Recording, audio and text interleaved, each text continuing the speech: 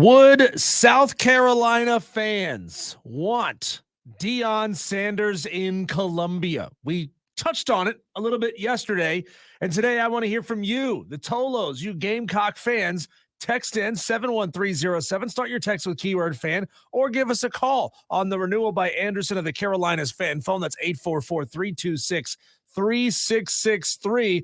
We're going to make the case of why you should and maybe why you shouldn't, but the question is, if you had the opportunity, would you want Deion Sanders in Columbia? That's what we're going to lead the show with. Welcome, Tolos, who are just joining us.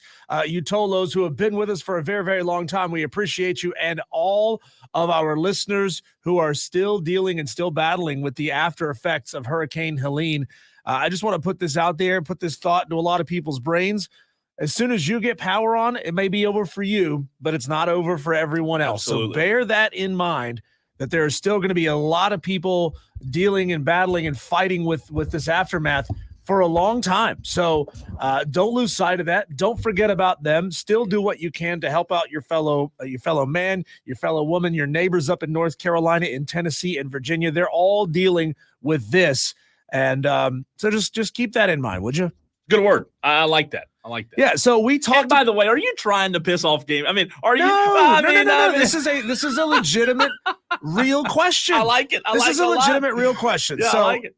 Yeah. We mentioned it yesterday. Yep. Deion Sanders, the possibility, not a possibility, the what if scenario. I Right? like what ifs. Because we're all into what ifs. There was that what if TV radio. show or something.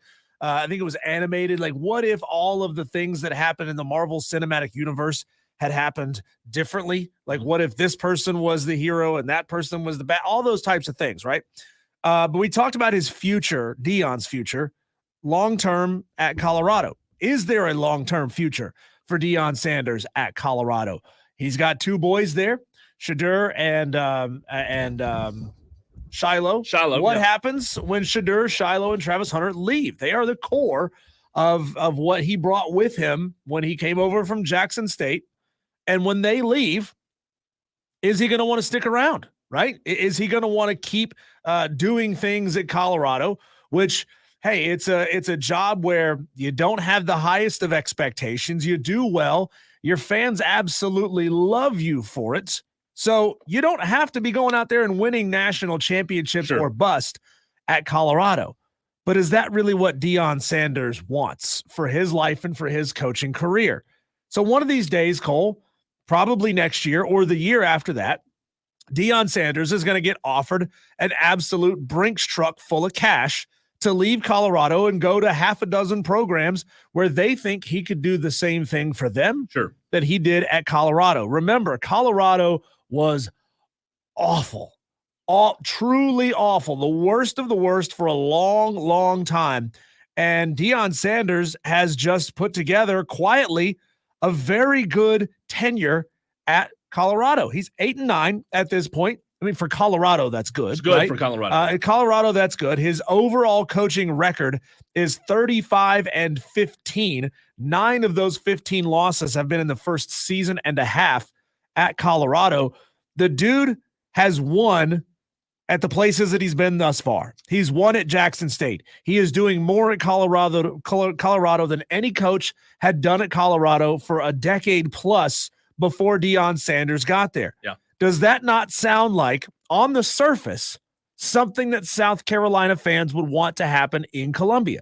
No, it does. And, obviously, as you said just a moment ago, this is a complete hypothetical, right? You and I aren't sitting here saying this has legs. We're not saying fire Shane Beamer. Right. You and I aren't sitting here saying this is going to happen or very well could happen. We're just saying what if. What if? I believe the most intriguing thing, before we get into the weeds of it, Diesel, the most intriguing aspect of this entire conversation is not South Carolina being an SEC team. It's not South Carolina being a team that needs somebody to get them over the hump like a Deion Sanders could.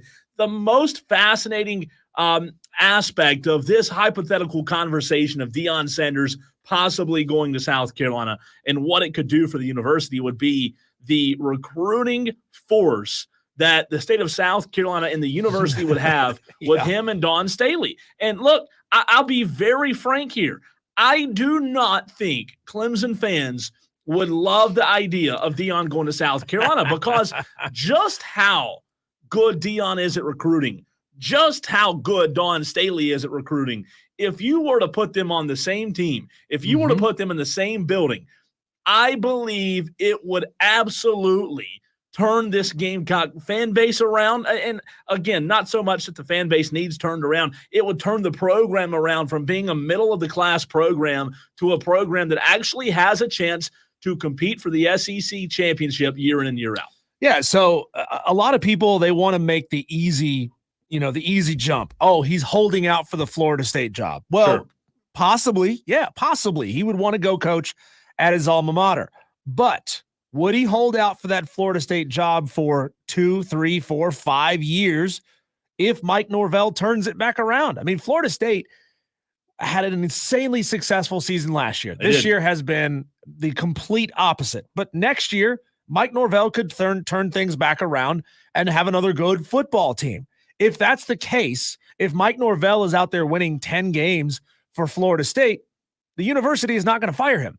They're not going to move on from him. There's probably some internal conversation like, okay, we're going to give him through the 2027 season to figure this out, or 2026 season to figure this thing out. And if he can't, we're going to move on from him. Well, that's still 2-3 years from now. Is Deion Sanders going to wait 2 to 3 years plus to go get that Florida State job? It makes sense. Yeah, it Florida does. State fans would love it, but this is head coaching. These guys are moving around constantly, and Deion is maybe not going to be willing to sit at Colorado forever for Mike Norvell to move on. Well, it goes back to what I said yesterday with timing, right? When you get a job, timing's critical. And I don't think you asked as soon as we came on the air about Deion being long-term at Colorado. I do not think Deion Sanders is a long-term plan at Colorado. Is it a great story? Yes. Has he turned this program around and absolutely done tremendous work there? He has. There's no doubt. We weren't even talking. I don't know in America, Diesel, how often the School of Colorado, the program of Colorado, was even mentioned on air, on television, on radio. It wasn't mentioned. And the fact that Deion, the personality he has, was able to go do that and actually put pretty good product on the field, especially in year 2, it says a lot. However, I just think that he's built for bigger and better things than Colorado, so I don't think he'll be there long. I'm glad that you mentioned the bigger and better things because, again, the common narrative that Deion Sanders is holding out for the Florida State job, while that is his alma mater, while it holds his love, that's still a second-tier a team in a second-tier conference. And Deion Sanders, we all know Deion Sanders is prime time. Prime wants to be in the biggest spotlight, on the biggest stage, not on the second biggest stage. He doesn't want to be performing off Broadway. He wants to be Broadway. Yeah. So the question is, would Deion Sanders be willing to coach in the second-tier ACC if an SEC job became available? Now, I'm glad the texter asked this question. Who had the higher ranked recruiting class the last 2 years, Deion or Beamer? We're going to get to that. I have plans to address that in this segment, but I'm very glad, texter, that you're on the same train of thought that I am. Thinking ahead of the game. Yeah. What if, first of all, the South Carolina job would have to become available? It would have to be open. What if, for the sake of argument, that Shane Beamer cannot achieve more in a single season than what he did in 2022, where they went 8-5. Sure. It's a very good season for South Carolina. I am not taking that away from Shane Beamer. But Shane Beamer at the moment is still just 4 games over 500 as the head coach of the South Carolina Gamecocks. That's not where you guys want your program to be. They're 3-1 this year. You're trending in the right direction. So that's why we're trying to impart to you. We're not saying that this is imminent, but we're just thinking about the possibilities here. The sentiment and the feelings around Shane Beamer are really good right now after a 3-1 start. But Cole, it wasn't that long ago. I'm talking like 3 weeks ago when Gamecock fans were really not feeling Shane Beamer. We had a lot of Gamecock fans calling in, especially after that Old Dominion game, saying something here is really, really wrong, right? And then, of course, you go on the run, you beat Kentucky, you play really well against LSU, you handle business against Akron, and Gamecock fans, you're feeling good about yourselves again. Sure. But you haven't gotten into the meat of your schedule yet. You got a lot of really tough games ahead. I think you're going to do better this year down the stretch than what we projected before the season started, but you never know, right? Because it's the SEC, it's brutal, it's an absolute gauntlet. So if 8-5, the 2022 season, is the best record that Shane Beamer ever achieves at South Carolina, eventually fans are going to say, okay, well, you got us back to being a 500 or better program. Now we want more. And that's what opens the door to a high-profile coach in the vein of a Deion Sanders. So if, in our pure what-if scenario, if the job was open, if Prime was available, and if, obviously, he keeps trending upwards at Colorado like we think he's going to do, would Gamecock fans want him? Well, they'd be stupid not to. They'd be stupid not to. And obviously, you Gamecock fans in the audience, some of you have already got your thoughts in. 71307. Start your text with the word fan. We're also live on Twitter, Facebook, YouTube. You know what's interesting? We talked about this several weeks ago, and I said it this week, or last week rather, that South Carolina and what Shane Beamer has done. I believe it was last Wednesday when I was on remote and you were as well. I do think that there's a very good possibility that South Carolina fans believe that Shane Beamer's the guy. But when you say the guy, what do you mean by that? I believe that Shane Beamer is the guy to get South Carolina to consistent 8-5, 7-6 seasons. Well, you say, Cole, that's not really good enough. That's pretty low expectations. We want to be competing for a championship, and that's fair. However, when I say the guy, that leaves that's still an open-ended question, or an open-ended statement, rather. The guy for what?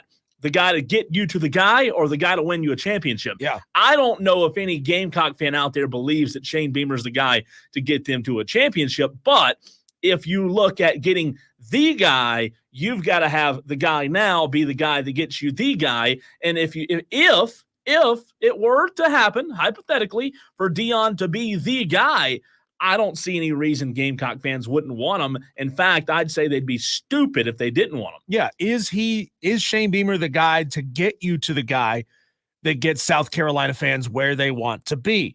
Texter brings up the very low-hanging fruit, the question of what is Deion Sanders' record as a Power 5 head coach? Well, he's 8-9 as a Power 5 head coach at Colorado.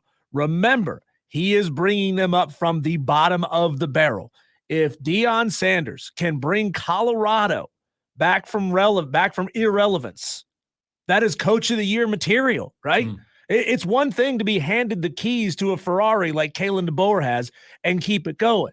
It's another thing to be given a Yugo and all of a sudden go out and win the Indy 500 with it. You guys, that's the point that I'm trying to make. Deion Sanders as a head coach overall is 35-15. 27-6 at Jackson State. And I understand he had Travis Hunter and he had Shadur and he had Shiloh at Jackson State. And those three guys alone could go out and win you a 27-6 record at Jackson State. But Deion Sanders has the ability to go get more of those guys. Yeah. He has the ability to go attract more Travis Hunters. He's not going to go make any more sons, I don't think, probably not at his age anymore. But if he gets Colorado to a bowl game and better after that many years of irrelevance, he will be one of, if not the hottest names for open positions in college football. And South Carolina fans, you would be absolutely moronic to say, no, we don't want that guy. We don't want all of the PR and the press, all the positives and the negatives, because there are a lot of both if you get Deion Sanders. But you would be idiotic to not want that guy in your program. You'd be in the news every week. You would be the most talked about. And here's a bold statement, but I'm going to say it because I believe it. You would be the most talked about program in the Southeastern Conference. Not Alabama, not Ole Miss, not Georgia, who's, not 100 miles south of you. You, South Carolina, would be the most talked about. Mike Main says, as a Gamecocks fan, I absolutely would not want Prime as head ball coach. He was a great player. You can't take that away from him. But as a coach, let me click on the text so I can see the rest of it. But as a coach, I feel like he wants the spotlight more than he wants it for his team. Play my theme music. Necessarily not a terrible point. I don't push back on that. But as Diesel said, there are a lot of positives and negatives with it. So I'm gonna throw something back at this texter who says Deion Sanders hasn't recruited that well at Colorado. Look at the rankings, but what he can get is a few stars and attention from your program. I'm glad you made that point, texter, because I'm going to torpedo your point right now. 2024 portal class. We're going to look at both of these, okay? 2024 portal class. Colorado, number 8 portal class in the country. South Carolina, number 16. Last I checked, 8 is better than 16 when you're looking at the transfer portal class. Second thing, high school recruiting classes. South Carolina, number 22. Colorado, number 95. But here's where I'm about to blow up your point, texter. Colorado had a higher average rating per player than South Carolina did. Colorado just had fewer recruits than South Carolina did. So the number for the total number, which is what the ranking goes off of, the total number of points you get for the athletes that you recruit is much better for South Carolina. But the average rating per player is better at Colorado. So Deion Sanders got fewer recruits, but he got better recruits than South Carolina did. Now, the number is minutely different. It's like the difference between a 91.5 and a 90.7. Yeah. But my point is, you can't just look at the number beside the recruiting class ranking and say, oh, that's the silver bullet, because it ain't. Because Deion Sanders was recruiting better high school players than South Carolina did. I want to get to a few messages on the stream from JB, Scott, Madcraft, but first the text line 71307. Start your text with the word fan. Texter says, pretty sure Beamer has a better winning percentage and better recruiting rankings in a much tougher conference. Deion hasn't shown me much in a weak conference. Another texter says, I'll be very interested to see how Deion shapes a team after Travis and his 2 sons leave. I think that's when we'll see if Deion is going to make it in the coaching ranks or not. Texter says it doesn't matter who they hire. South Carolina football is an 8-4 team, maybe an occasional 9-3. To quote The Rock, know your role. Oh, come on. Texter from the 978 chiming in. I don't agree with that. I think if you get Prime, is it going to be some smoke and mirrors? Sure. That's part of what you get when you get Prime. Whoever does get him, that's going to be part of his persona, whether you call that a negative or a positive. JB says on the YouTube stream, I'd be good with Prime time in Columbia. Madcraft says, I really don't like him, but Gamecock fans would be rather stupid for not wanting Deion. The recruiting would be off the charts. He is an amplified version of Steve Spurrier. The trash talking, the in your face, the brashness. He's just an amplified version of that. Yeah. You love Steve Spurrier. You love the trash talking head coach. Don't pretend like you don't. JB says, I think Prime winds up at FSU next year. Why, JB? Do you think Florida State is going to fire Mike Norvell 1 year after an undefeated regular season? Well, he's not going to be an assistant.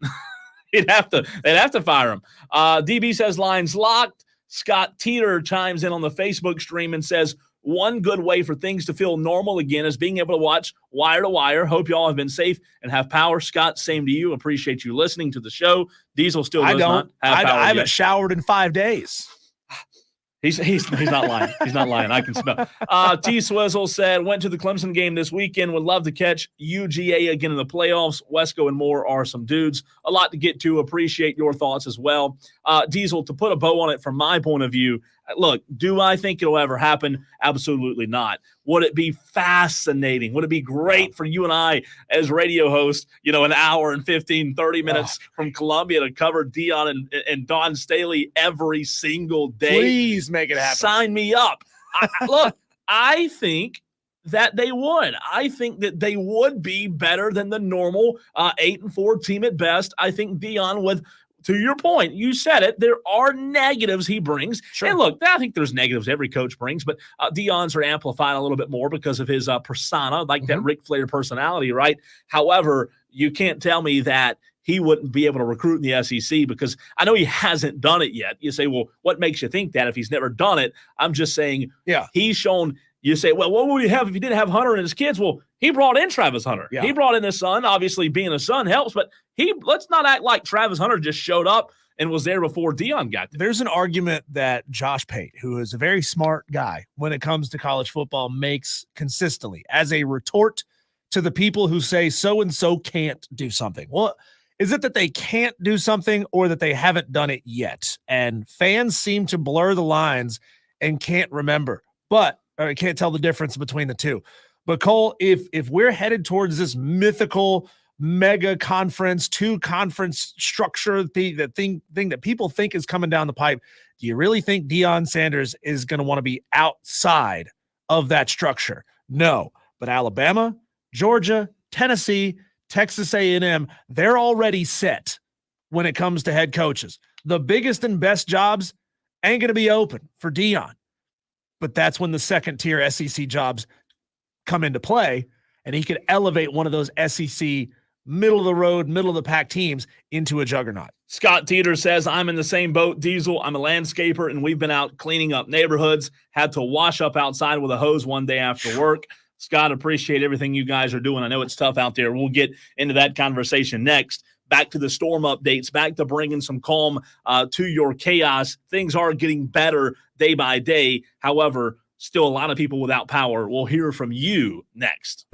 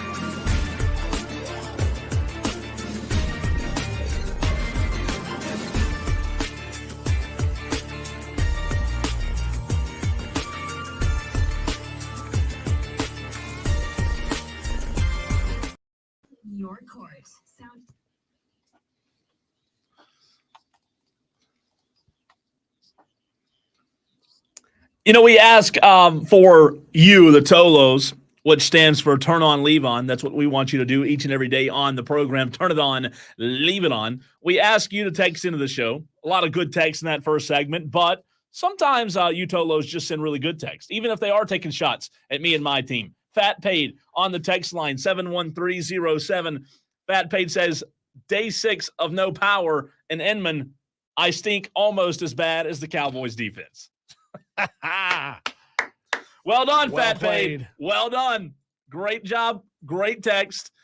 We appreciate you listening and hope you do get power. We know that more and more of you Tolos are starting to tune back in each and every day. We've seen it on the stream as well as on the text line, people getting service and power. So we appreciate you joining in. If this, I know several of you have said this is the first time you've listened all week. We appreciate you doing so. We want to hear from you now on how this storm has impacted you. Cole, I've got a next door neighbor who our entire neighborhood is still out of power. Now, certain neighborhoods around us have had power turned back on, but I keep trying to stress to everyone, this is not a linear thing. The power lines that run past your street may not even run power to your house, right? They may be taking power down the road. And if the neighborhood down the road has power, doesn't necessarily mean that you're next, because you may not even be on the same lines. But we have a community Facebook group where people will post like, hey, I'm giving away a table. Do you want it? Hey, my son is cutting lawns for $50 or $40. Does anybody, that kind of thing. Mm-hmm. And my neighbor behind me posted the other day, real snarky and upset. All these neighborhoods around us have their power back on, but not us. Mm-hmm. First of all, number one, we know, thanks, Captain Obvious. We know that our power isn't back on. Number two, this woman is in a fully intact house with a generator running in the backyard all day. So, lady, she has have power and you have a home. Yeah. Be thankful. Be thankful. You got those two really important things. You know what one thing you lack? It's perspective. Perspective of what people around you are going through. And Cole, I wanted to choose violence so badly. Yeah. I wanted to rip that lady apart on social media. I wanted to post photos of the flood damage all over Western North Carolina. I wanted to say, lady, you suck. Leave your house for a change, and you'll start gaining some perspective in life, because she never leaves her home. Trust me, her car is always there. Yeah. But I had to choose peace. It's good for you. I don't want to put negativity out into the world at a time where everybody's really, really stressed out, even though this lady is doing just fine. So we all need a little perspective. I want to hear from you in this segment. Tolos, 71307 is the text line. Start your text with the word fan. The phone lines are also open as well. 844-FAN phone, 844-326-3663. One more time. I know I talk fast. 844-326-3663 is the number that you can call into the show. Phone lines are open right now. I want to hear from you. We know a lot of you have tuned into today for the first time since the storm hit. Just a quick timeline. We were on air Thursday, went home, Thursday night, all the rain come in. It rained a long time before the really bad part of the storm got here. Friday morning early, I woke up around 7:30. The power was already out, and that's when the worst of the worst was hitting the upstate. It looked as if, according to a map that I saw today, the eye of the hurricane went right over the upstate. So we got some pretty extensive damage. Obviously, as we've mentioned several times, Diesel, Western North Carolina got things a lot worse than we did. Just those on the river and close to the creeks have no way of doing anything with their homes or belongings. But in terms of the timeline, Friday, by lunchtime, it cleared up, right? It was clear. I came in, did the show. A lot of you Tolos were sitting in your car, charging your phone because you didn't have power. You were listening to me, and it was a very weird day to do radio. I've never experienced anything like that before. And then Saturday, really Friday night, Diesel, going into Saturday morning, I came back up here again on Saturday to do the Saturday scramble with no high school football games. It was a very weird feeling again, but the cars that I saw Friday night lined up in the gas station parking lot, even through Saturday and Sunday, from grocery stores to gas stations to convenience stores, it was like anything that I've never seen before. And I know, that power is being restored more and more to the upstate each day. We're getting a little bit better. However, there are still a lot of people without power. I do have an update from Broad River Electric that was sent not long ago, Diesel. This was an update this morning from Broad River. And Broad River said, our crews made more progress overnight, restoring power to more than 2,000 members. In total now, if you have Broad River, which I do, 15,148 members now have power, which is 60% of the member base back online. However, 9,863 members as of this morning are still without power. They're working as quickly as possible. Spartanburg and Cherokee County led the way. Spartanburg, 3,899 members still without power. Cherokee County up in Gaffney and Blacksburg, 3,505 members of Broad River still without power. So as you said a minute ago, we are starting to get more and more Tolos out there with power. However, there are still, if you go look at lines like I did today at lunchtime today, Diesel, coming here, the lines are still backed up at every drive-through you can imagine. There are still a lot of people out there without power. And like you said, we still need to be courteous and very respectful of our neighbors in these situations. Yeah, understand that your neighbors are going through a different set of challenges. You don't know if your neighbor – I mean, I don't know if my neighbor who I thought was being very snarky on social media – I don't know if she's got a medical condition that requires her to keep insulin refrigerated, things like that.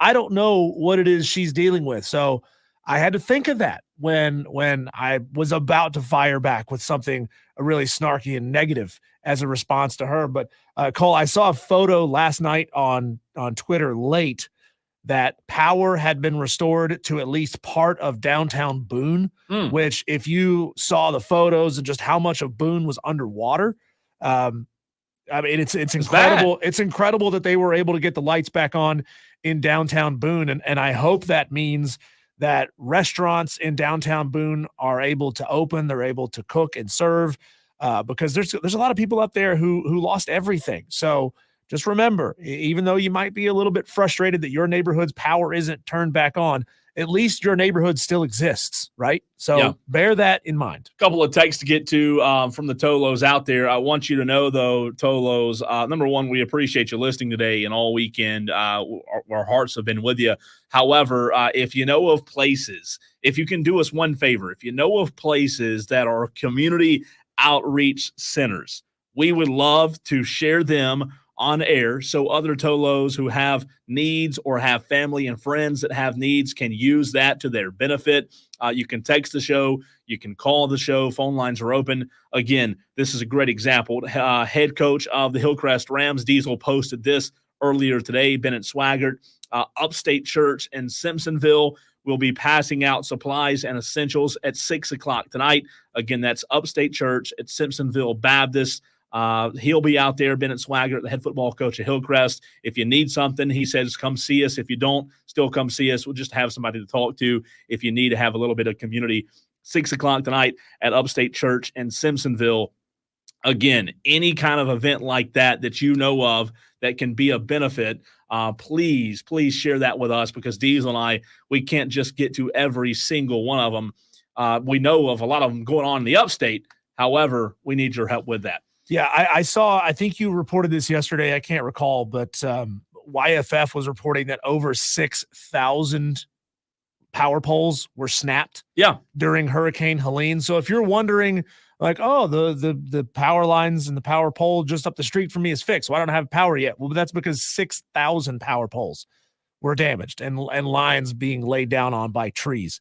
So that's definitely something to keep in perspective. And hey, if you're still looking for ways that you can reach out, ways that you can help out, by all means, talk to the community leaders in your community, talk to pastors and church leaders. And if you are lucky enough to know your local government, reach out and ask them.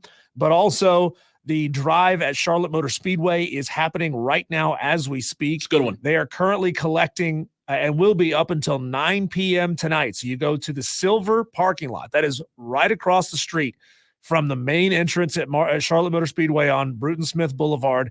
They're looking for bottled waters. They're looking for canned and non-perishable foods. They're looking for baby diapers, baby wipes, things like that. They're going to load all of this stuff up, and they'll be heading towards North Wilkesboro Speedway tomorrow morning, and they'll be taking truckloads of items with them. Now, they will also be there throughout the week, still taking more donations, I think with slightly limited hours, like 9 to 5 rather than 9 to 9. So this is the first big push to send items up there. But if you're looking for a way to maybe just even make a financial donation, we're seeing that Samaritan's Purse is definitely one that that people are looking at pretty heavily. I know that is Franklin Graham's charitable wing of what he does, but I know that they are focusing a lot of their efforts on the mountain regions of North Carolina. Several texts to get to as the text line buzzing. Diesel, quick question, though. If I go up, let's say I went up to Charlotte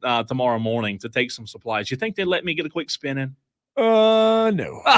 Come on. Let me get a quick spin. I don't think they let one, man. I don't think they let hatchback Ford Escorts on the track. Come on. Sorry. Text line 71307. If you rolled up there with $100,000 in a briefcase, though, maybe they might let you. Maybe. Well, guess what?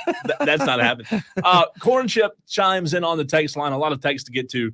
Corn Chip says, luckily, power was out only a little over a day, and internet came on yesterday. Going to local Q to gain a sense of normalcy and tired of deer meat for a week straight. Corn Chip. My deer meat that was in my freezer, I couldn't eat it because 24 hours, no power, it gets unthawed, and then you got to throw it away.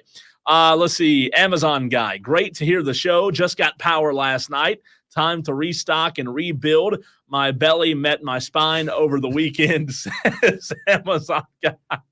Amazon guy. By the way, Amazon guy, you are, I don't know if you know this, but you are no longer number 1 ranked Tolo in our upset picks challenge. So you're going to have to pick it up. Cole might have been responsible for jinxing you because you have now got a wrong pick. I think 1 week in a row, maybe 2 weeks in a row, but you have fallen back to 4th place. Yeah. Amazon guy, you're in 4th place and you are 6.5 points out of the lead. CJ from Greer says, please be careful with your generators. My neighbor's generator exploded on him. 3rd-degree burns to his whole body. Man, I hate to hear that, Do you have any idea what happened, CJ? Man, that's tough. If you got some more specific information that people could actually look at rather they're dangerous. You got to be careful. Of course they are. Spartanburg J says, I'm on Broad River. I'm one of the 9,000 still without power. We had a lot of trees on power lines, poles broken in half. However, the church and businesses around me got power earlier today. Big shout out to all the line workers. Spartanburg J, couldn't agree with you more. Tolo Steve says, power back on in Lyman. Thank you to all of the workers. I love that, man. Look, I get goosebumps when all the Tolos start chiming in with power on. Thanks to the workers. Absolutely. They've been incredible. Texter says, Cedar Grove Baptist Church in Belton, South Carolina, is cooking hamburgers, hot dogs. Also, if you need to charge your phone or use Wi-Fi, they allow you to do that too. That comes from Jared. Jared, we appreciate you getting that text in. Again, that's Cedar Grove Baptist Church in Belton. And earlier, the report from Bennett Swaggart of Hillcrest about the church over in Simpsonville. Again, that one was Upstate Church and Simpsonville Baptist.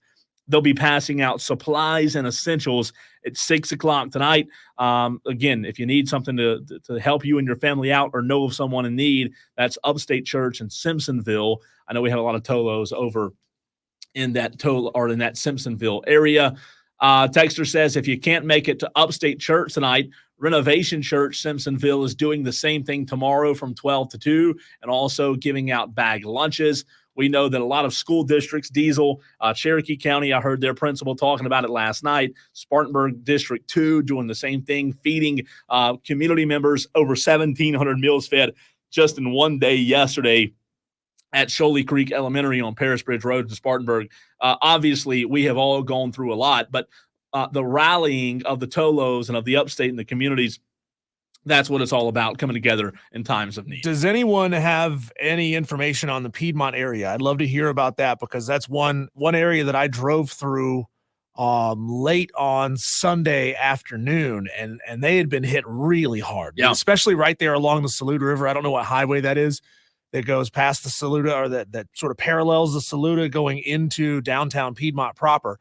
But I would love some information on that area. If anyone's got it, please text it in. Scott Teeter on the Facebook stream says, I love this segment with all the crucial information being shared. Thank you both for sharing this. Scott, listen, it's nothing we're doing, man. Just hearing from you guys, helping get the word out about things that are essential and ways you can get supplies. Look, we're here for you guys. It's a community. We're supposed to be here for our neighbors, and we want to make sure that you Tolos are taken care of, and your family as well. And every day we hear from more Tolos who are regular listeners of the show that we haven't heard from yet. Yes. To this point. So that's encouraging to us. And we would hope that you would put your name on your texts. For those of you who have been listening to the show, for those of you who text into the show regularly, call into the show regularly, put your name on your text so that we know that you're safe as well. That's certainly good news for us when we hear that you're good to go. When we come back, Cole, we're going to dive back into sports, and we're going to talk about Clemson. After taking that beat-down 34-3 loss to Georgia, what do they have to do from a national perspective to get past that loss, for the national pundits to respect Clemson football in 2024? Again, we'll talk about that next on the Fan Upstate.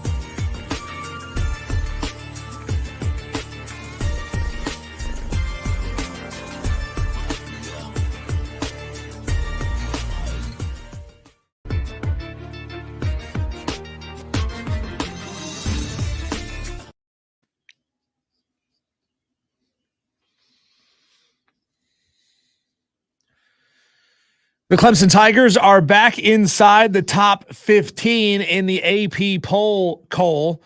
But anytime people talk about Clemson football, they talk about the blowout loss to Georgia. They talk about the weak schedule that they've played. Are you already putting it out of your memory like it never even happened? Some have. Well, it very much did happen. Yeah, it did. And as much as you want to beat up on the App States and the NC States and the Stanfords of the world, which is good, you know, you're putting up a ton of points in all those football games. There are many, Cole, in the national media who will not respect Clemson for a long time this season. And I want to know, now, Paul's never going to respect you no matter what, right? He may secretly respect Clemson, and I think he probably does secretly, but he knows full well he needs to antagonize. He knows who pays his bills. Right. He knows that his fans love it, and he knows that you, Clemson fans and Florida State fans and every other fan base that he takes shots at, he knows that you're going to take shots back at him on social media, and he wins twice, brother. He makes his fan base happy, and he makes you upset, and then you guys go at each other, and he loves that, Tyler. So the question, Cole, is what does Clemson have to do from a national media perspective to get past the Georgia beatdown loss, 34-3, completely feckless on offense and defense in that week 1 matchup against Georgia? What do you think? Let's just take a quick look. I don't want to go game by game down the schedule, but after putting up 66 on App State, 59 on NC State, and 40 on Stanford, would a blowout win against a bad Florida State change the national media's narrative about Clemson? No. In no way, shape, or form. I don't think it would change it. It would just prove that Florida State's no good. Right. Would beating up on Wake Forest change the narrative? No. Does beating up on Virginia change the narrative? No. Does beating up on Louisville, who's currently barely sitting inside the top 25, change the narrative? No. Same for Virginia Tech, Pitt, the Citadel.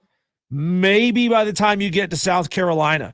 I don't care. Honestly, I don't care if Clemson does to the rest of this schedule what they've done the past 3 weeks. I don't think it's going to change anyone in the national media's minds about Clemson. Well, I'll tell you this, to answer your question, and I think it's a good question, by the way, but to answer the question, Diesel, I think it matters tremendously what South Carolina does.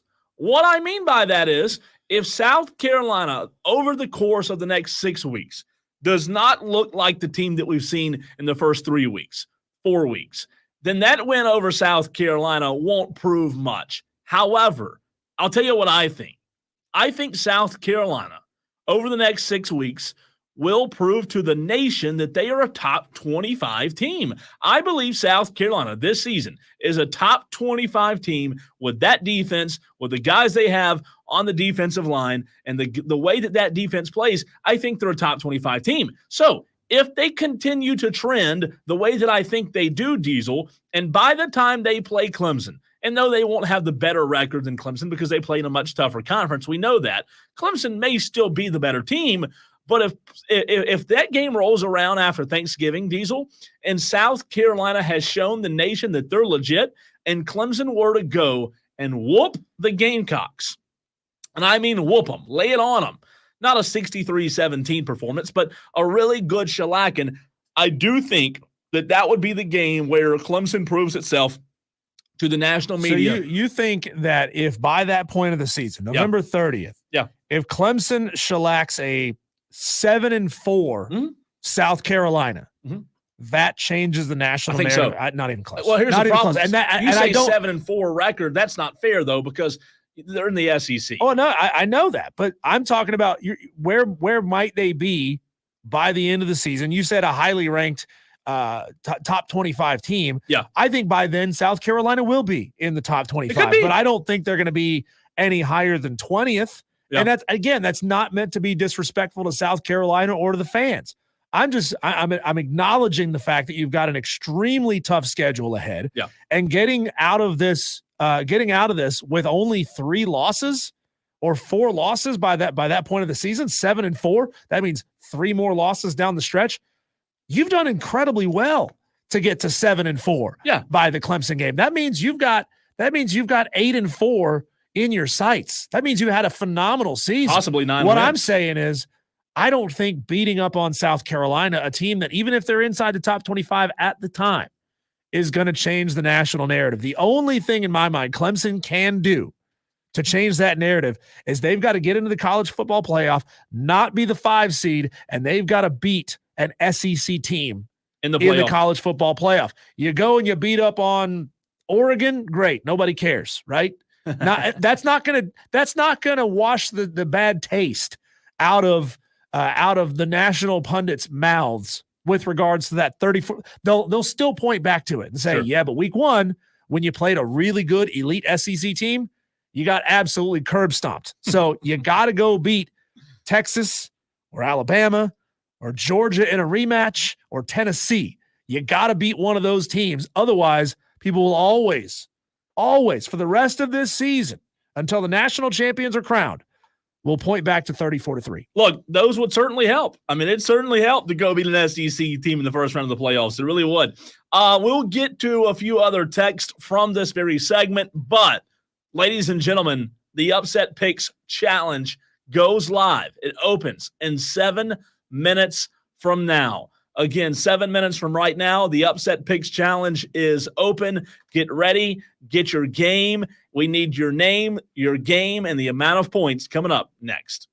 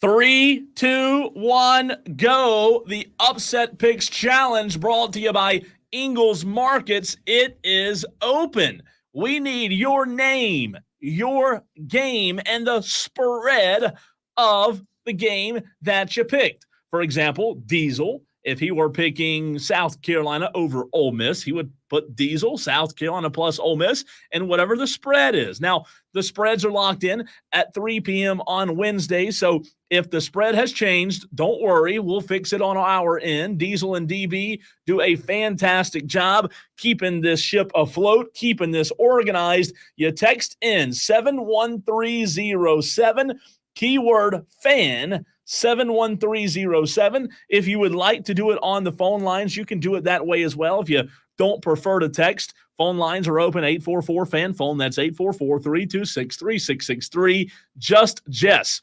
Diesel, she wins this week in terms of being the first Tolo to send in the upset pick. Just Jess. Wow. She's strong.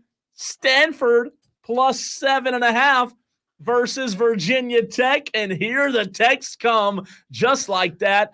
The text line's hot. Again, 71307, keyword FAN. That's the way we can see your text. Diesel, have you made a decision yet? Because I have not. I have made my decision. I can't wait. I know who I'm going to take. Are you going to win 3 weeks in a row? If I do, I'm going to be in great shape. No, if you do, there's going to be an investigation, an internal investigation opened. DB will be, there will be I'm not a cheetah. What do you call it? An audit? That's what we're going to do. We're going to do an audit. If you win 3 weeks in a row, I'm opening up an audit investigation on you.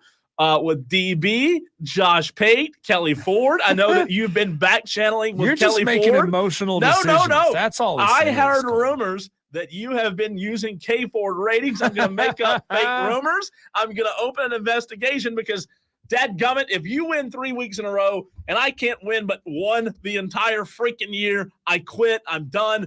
So good to see so many texts pouring in as many of you are back online, back going to work, back toloing on wire to wire, getting back to normal one day at a time. This is basically our roll call to know that you tolos are okay. That's There's right. a lot of tolos who don't really text the show regularly. You get in your upset picks every single week. And so this is our way of knowing that you're okay, because we know that you wouldn't miss this for the world. And Diesel, before I forget, I want to go back to a text 21 minutes ago, because if I don't do it now, I'll forget. Hurricane Jeff says Southside Baptist Church on Highway 221, just outside of downtown Chesney, is serving up meals and giving away bags of groceries for those in the Chesney area that listen to the show. Again, that is Southside Baptist Church on 221, grilling up some delicious food and giving away groceries. That is fantastic to see, Hurricane Jeff. Thank you for relaying that to us. Again, if you have places that are doing that kind of outreach in this community time, please let us know. 71307. Yeah, please do. And you know, times like these show you what community really means. Yep. You know, we are in unprecedentedly divided times where people don't even want to talk to each other, right? I mean, hey, how many times a day do you call someone, they send it to voicemail, and then text you right back and say, "What's up?" Like, I'm trying to talk to you about something. I don't want to type into my phone. I want to talk to you. I thought Chuck Wright said it best yesterday, Diesel, with you and I. He said, Spartanburg County Sheriff Chuck Wright said, these kind of times show what kind of person you truly are. Yeah, and they do. True. They do. The text line is absolutely blowing up. I know that we do read a lot of them on air. However, just a quick PSA. If you don't hear yours read on air, that doesn't mean it didn't come through. If you get a kickback text that says thanks for listening or whatever it says, or thanks for, loving Cole and Diesel the way you do and being the best in the world, it says something like that, then you're good. Your text is in. Let's see. I'm going down the line and copying and pasting every single one of these. So if anyone's concerned, I am copying, pasting. I try very hard, very, very hard to catch every single one of them. There's like one or two that have slipped between the cracks all season long. And if you ever feel like we make a mistake, no, it didn't. You just lost. If you ever feel like we made a mistake, just text into the show or send us an email. Send me an email, diesel@thefanupstate.com, with a screenshot of what you think was incorrect with a timestamp on it, and we'll get it taken care of. We'll get it taken care of. 71307. Let's see. Just Jess. She started us all 5 minutes ago with Stanford plus 7.5 versus Virginia Tech. That's an interesting game. That's in Palo Alto, by the way. So Stanford is the home team, 7.5-point dogs to Virginia Tech at home. I'll tell you what. Stanford got blown out by Clemson, though. They did. You're right. And Virginia Tech almost beat Miami. You're right. Okay, you talked me off the ledge. I about went there. I about put it on my list to watch, but I'm not really. I'm just saying. I don't think it's a bad pick. I don't think so. I don't think it's bad. Maybe Just Jess knows something we don't know. Is Just Jess a Virginia Tech football insider? It's an interesting pick, man. It really is. Noel says, give me South Carolina Gamecocks with the upset minus 9.5. I like it, Noel. I'm telling you, I've eyed it. I just don't think it'll happen 2 weeks in a row. JD is going to take Rutgers plus 7 over Nebraska. JD says, sorry, Dan. JD, at least you were, nice about it. I don't think he's the only one who's picked that game, though. Who's that? JD. JD's not the only one who's picked Nebraska to lose. No, I think he's saying, sorry, Dan, because isn't Dan a Nebraska guy? Yeah. So I'm just saying, JD's not the only one who's down on Dan's team like that. I don't know. That's not a bad. I'm telling you, man. There are some Rutgers interesting. is solid this year. JD, I like that pick. I really do. Scotty from BMW says, give me Troy 13 points to upset Texas State. Go Troy, the real Trojans. Wow. So didn't you say, I looked at that one, by the way. That's wait a minute. Whoa. Is that tonight? Hold the phone. Hold the press. That game is 3 hours from now. Oh, my. Oh, my. JD says, Cole didn't lose. He called himself out. It's true. Yeah, if you hadn't said that, Cole, we would have had some major issues in the standings. I know, but that's called integrity, right? Yep, you do what's right when nobody's looking. Diesel, real quick on Troy, since you're the Sun Belt expert on the show, didn't they – tell me again, they lost. They were your upset pick who you picked against last week? I picked against them last week. ULM came back and scored a touchdown with – like 8 minutes to go in the fourth quarter, and Troy kicked 3 field goals the entire game. So they didn't put it in the end zone a single time in that game. Texas State has come up in a big way this year. Texas State has traditionally been kind of a bottom feeder in the Sun Belt, which doesn't make a whole lot of sense because I get it, it's Texas State, but it's still the state of Texas, right? And by the way, that game's tomorrow. And it's a huge school. I said tonight, Wesley corrected me on the Facebook stream. Wesley, for whatever reason, for the past hour, I've thought today was Thursday. But today's not Thursday, is it? No, today's Wednesday. Today's Wednesday. Okay, then I'm wrong. It's not tomorrow. It feels weird because feels like we're supposed to be at an Ingles Markets today. But it does. It feels like a Thursday. Yeah. So, Wesley, thank you. It's tomorrow night. It's not 3 hours from now. The DA on the mic got it wrong. Again, today's Wednesday, not Thursday. Let's see here. CJ from Greer Diesel, he wants Syracuse plus 6.5 over the quarterbackless casino trying University UNLV. By the way, that's a good one. I looked at that one. That's on my short list. I forgot to tell you about this. Friday when you were out, I talked about this on the show. Did you see what's that? Circa Sports, the casino in Vegas, the big one, the sports book. MGM? No, Circa. Oh, Circa. Circa offered $100,000 to the quarterback just left, to keep him. Wow. However, UNLV said, no, we no longer do deals with Mr. Whatever his name was. And I mean, they offered. That's interesting because I did ask that question. Why hasn't someone stepped up in the wake of that story to pay him and probably pay him more, right? I don't know if there's a window in which I doubt there is because there's no rules for anything right now with NIL. A window in which all deals have to be done, right? I mean, if there was a clearinghouse model, though, there would be some rules established. But what's $100,000 to Circa Sports? Exactly. Right? It's nothing. Me giving you a dime. It's them gambling on their own city, which is par for the course. Let's see here. Tolo Steve wants Rutgers plus 7 over Nebraska.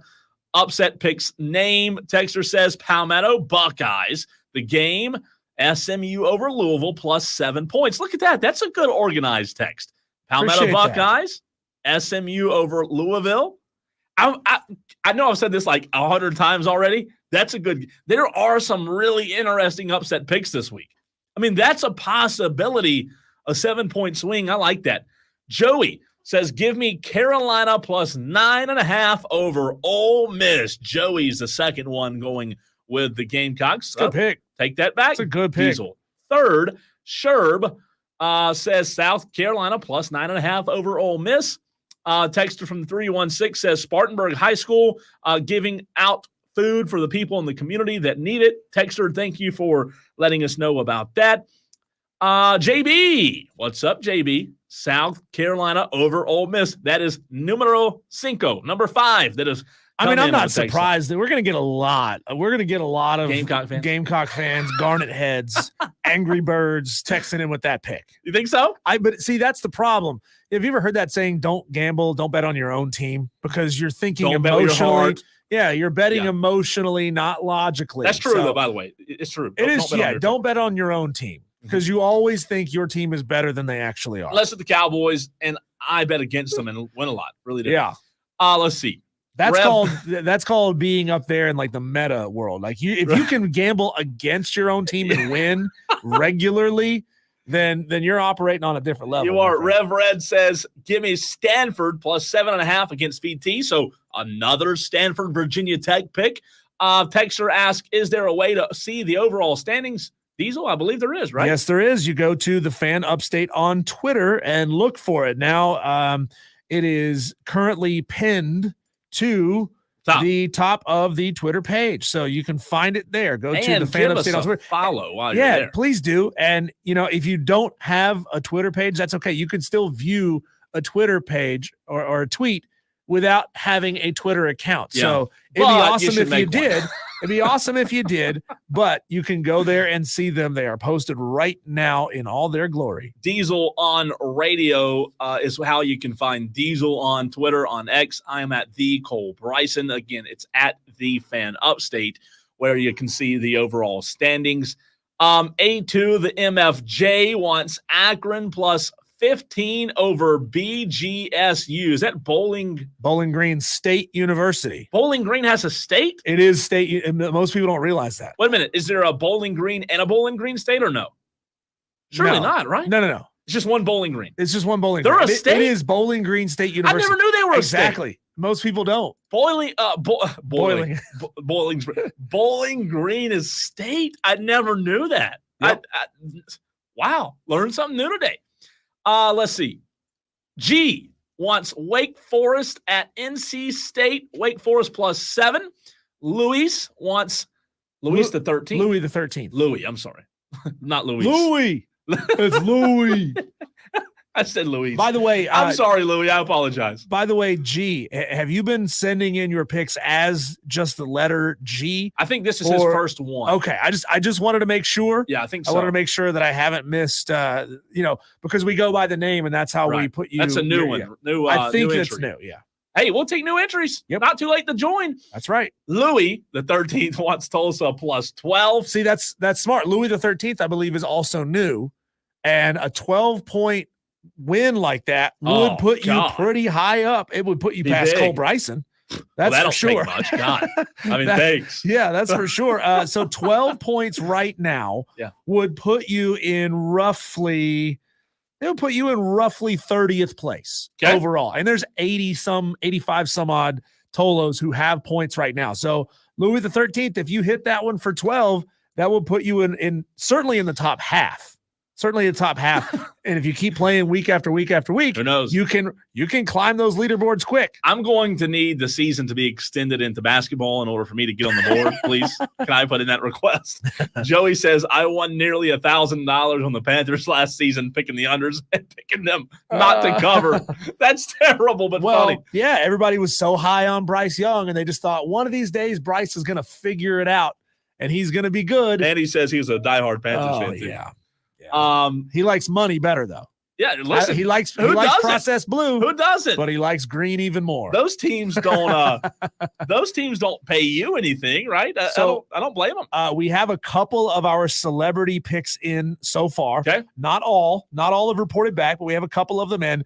Jake Crane has gotten in his pick. He's taking Virginia Tech at Stanford plus 7.5. Interesting. Melissa Level, who I know that the folks up at Ingalls, is because their headquarters are in Western North Carolina. Yeah, they are Black battling Mountain up there. Man, she takes Florida State plus 14.5 against Clemson.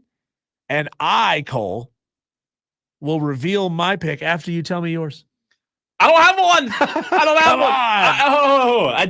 I do have a note over here somewhere though of one that I like a lot. Okay. But I can give you one. I've tried different strategies and none of them work. I've hit one time and I just picked the local Gamecocks. By the way, I'm not picking South Carolina this week. Because they've now screwed you once or twice. How many times have you picked them total this year? I think twice. Twice or three times? No, I think twice. Well, you're 50-50 on South Carolina. I think twice. So my pick, I know you're not ready to reveal yours He yet. wasn't ready. My pick is the 5-0 Duke Blue Devils plus 9 at Georgia Tech. Georgia Tech I like that a lot. Has lost 2 out of 3. I like that a lot. They beat up on Florida State, which we all thought was a really good win at the time, but they've lost 2 out of 3. Those 2 losses have both been ACC opponents. The one win in between was against the VMI. But Duke is rolling under Manny Diaz, so give me the Devils plus 9 at Georgia Tech. I'll tell you this. I don't have a pick yet, but by the end of the show, Tolos, if you hang around, I might have a pick. I might not. Might be tomorrow. Might be Friday. I might not have one at all, but we shall see. Diesel's going to tell you about a new thing that Ingalls is doing next that you need to know about, especially if you live in the Greenville area, and we'll also be joined by Don Munson. You hear him on the show. Good friend of the show, Don Munson, joins us next.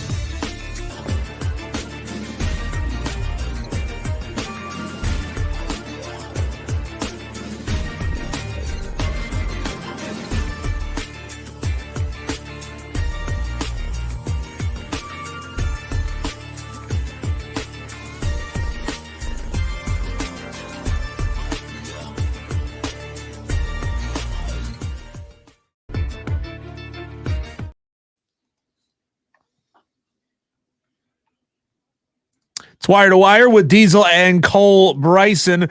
Scotty from BMW thinks that maybe we made a mistake on the Upset Picks Challenge. He thinks we missed his vote, and that happens. Sometimes we'll miss your pick. We will occasionally not copy and paste a pick that has come in. Just take a screenshot, email it to me, diesel@thefanupstate.com. We go now to the phone lines, and we talk to Don Munson, play-by-play voice of the Clemson Tigers. He doesn't call himself that. He's a humble man. Last time, Don, you and I saw each other, we passed in the hallways outside of your broadcast booth. You told me no cheering in the press box. Well, Don, there was no joy in Mudville that day. My App State Mountaineers, and secretly your alma mater, even though we don't talk about that, we did not play particularly well in that game against Clemson. Can you give us an idea over the past couple of days, what is the status of Clemson's campus, down trees, power lines, et cetera? I know there was a lot of consternation about Clemson actually playing that game on Saturday, but it would appear, in my mind at least, that things are pretty well on Clemson's campus. Well, we're back at school today, so that's how good things here are on our campus. So I think that says everything, because believe me, campus officials are not going to hold classes and ask students to report back to Clemson's campus unless they think that everything is 100% fine. So we're good. Everything's good here. Don, appreciate you hopping on with us. It's been a interesting few weeks with Clemson playing the competition that they have, obviously after the tough loss to start the season against Georgia. But do you feel like you've been doing this a long time? Do you feel like teams in college football can hit their stride too early, or how do you gauge that with Clemson looking really well the past few weeks? I would say that this is a club that you look at just go back, obviously week one. Week one did not go obviously as Clemson wanted, and so there were a lot of things that were from the outside that were being said, and so I think that the coach and the coaching staff and the players did a really good job of not paying attention, as Coach Sweeney likes to say, the noise. They didn't pay attention to. As a matter of fact, in the locker room afterwards and in meetings on like Monday and Tuesday after that Georgia game, he actually showed some things on tape and showed, listen, guys, we're actually doing things well. We just didn't hit on it. We didn't complete them for whatever reason.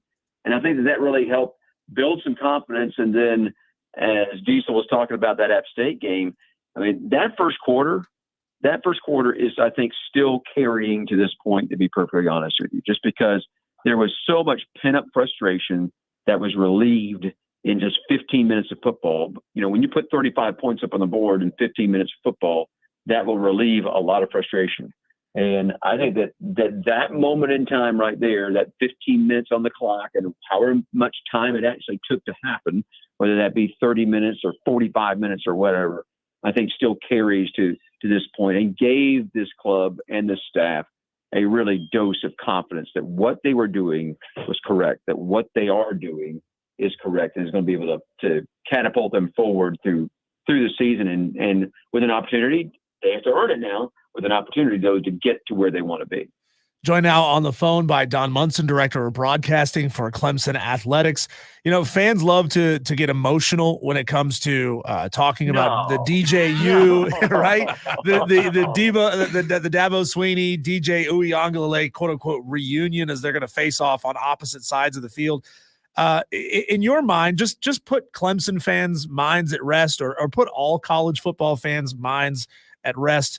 Is there anything at all that you could think of that DJ could provide to Mike Norvell that would be damaging or maybe even useful to this point as far as scheme goes? And do you believe that actually happens on a broader scope, that coaches pick the brains of transfers for intel? Well, I don't think there's anything that he can really tell him about because DJ wasn't in this offense. Right. He wasn't part of what was brought here. Now, he may be able to, say something about personnel, but even that now is 2 years removed from when he was actually here. So, so I don't know that there's anything that, to be perfectly honest, that DJ can say that is going to make an impact. He's not going to be playing. So he can't make an impact there. So I don't know if there's really anything that he can he can say that's going to make an impact on Saturday. And, Florida State pays a lot of guys a lot of money to analyze what Clemson does. So if Mike Norvell is taking the word of a second-string quarterback essentially at this point over the guys that he's paying potentially hundreds of thousands of dollars to do the job, I don't think that actually happens much. No, I don't think that. Yeah, you're absolutely right. I mean, the folks that are on these staffs are being paid for a reason, and they're expected to go do their jobs. And you know what? If they don't do their jobs well, then you better get ready because you're going to get replaced. That's right. Hey, Don, is there any advantage for Florida State when you look at Brock Glenn, who will be getting the start for the Seminoles?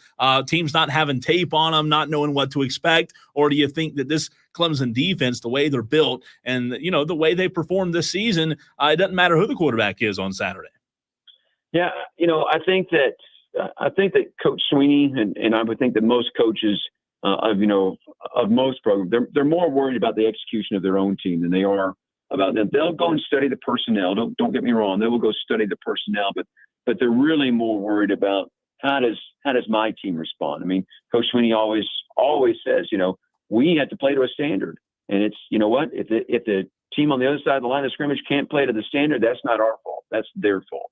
But we're going to play to this standard. And I love that. And so I think it does take a little bit of the pressure, I would say, of all right, gosh, they're going to do this. Whereas no, we are going to do this to them. I always go back to the one of my favorite movie lines of all time is from the original Jack Reacher movie, where he's in the diner and the four guys come along or five guys come along and they take him outside and they're going to fight him. And he looks at all five of them and he kind of explains about what's going to happen. And then right before he looks at them and says, now remember, you asked for this. And I think that's a great way to go about this. Remember, you asked for this. And so that's the way that Clemson is kind of approaching things right now.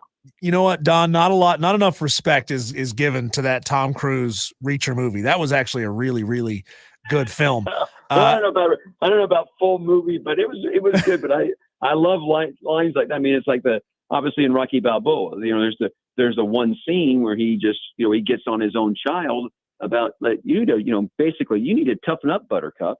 Because life is going to be bad. It's going to be mean. It's going to try to beat you down, and your job is to rise up. And that's exactly the case. I mean, that is. I think all of us need a little good dose of that from time to time. Don, there's a lot of young talent on this team that's starting to emerge and starting to show out now. A couple of games into the season, you could look at Sammy Brown on defense, Bryant Wesco, the wide receiver. Who's been the biggest standout freshman or even just first-year starter for you so far?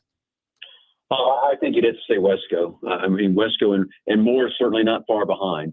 But what Wesco has been able to do, so far, he's averaging 34 yards per catch, right now. So I mean that's a little difficult to look over, to be honest with you. So yeah, I don't think there's any doubt that what Bryant Wesco has done for this football team and has done offensively is a standout thing. We talk a lot about the quarterback position, Don, at Florida State obviously being, DJU being in the story, in the picture. It's going to be talked about. But when you think about this Florida State matchup, you've seen a lot of them over the years. Quarterback aside, what do you think is going to be one of the more important aspects for Clemson to get the win on Saturday? Well, I think it has to be controlling the run game. I think that there are obviously some very capable running backs that are there.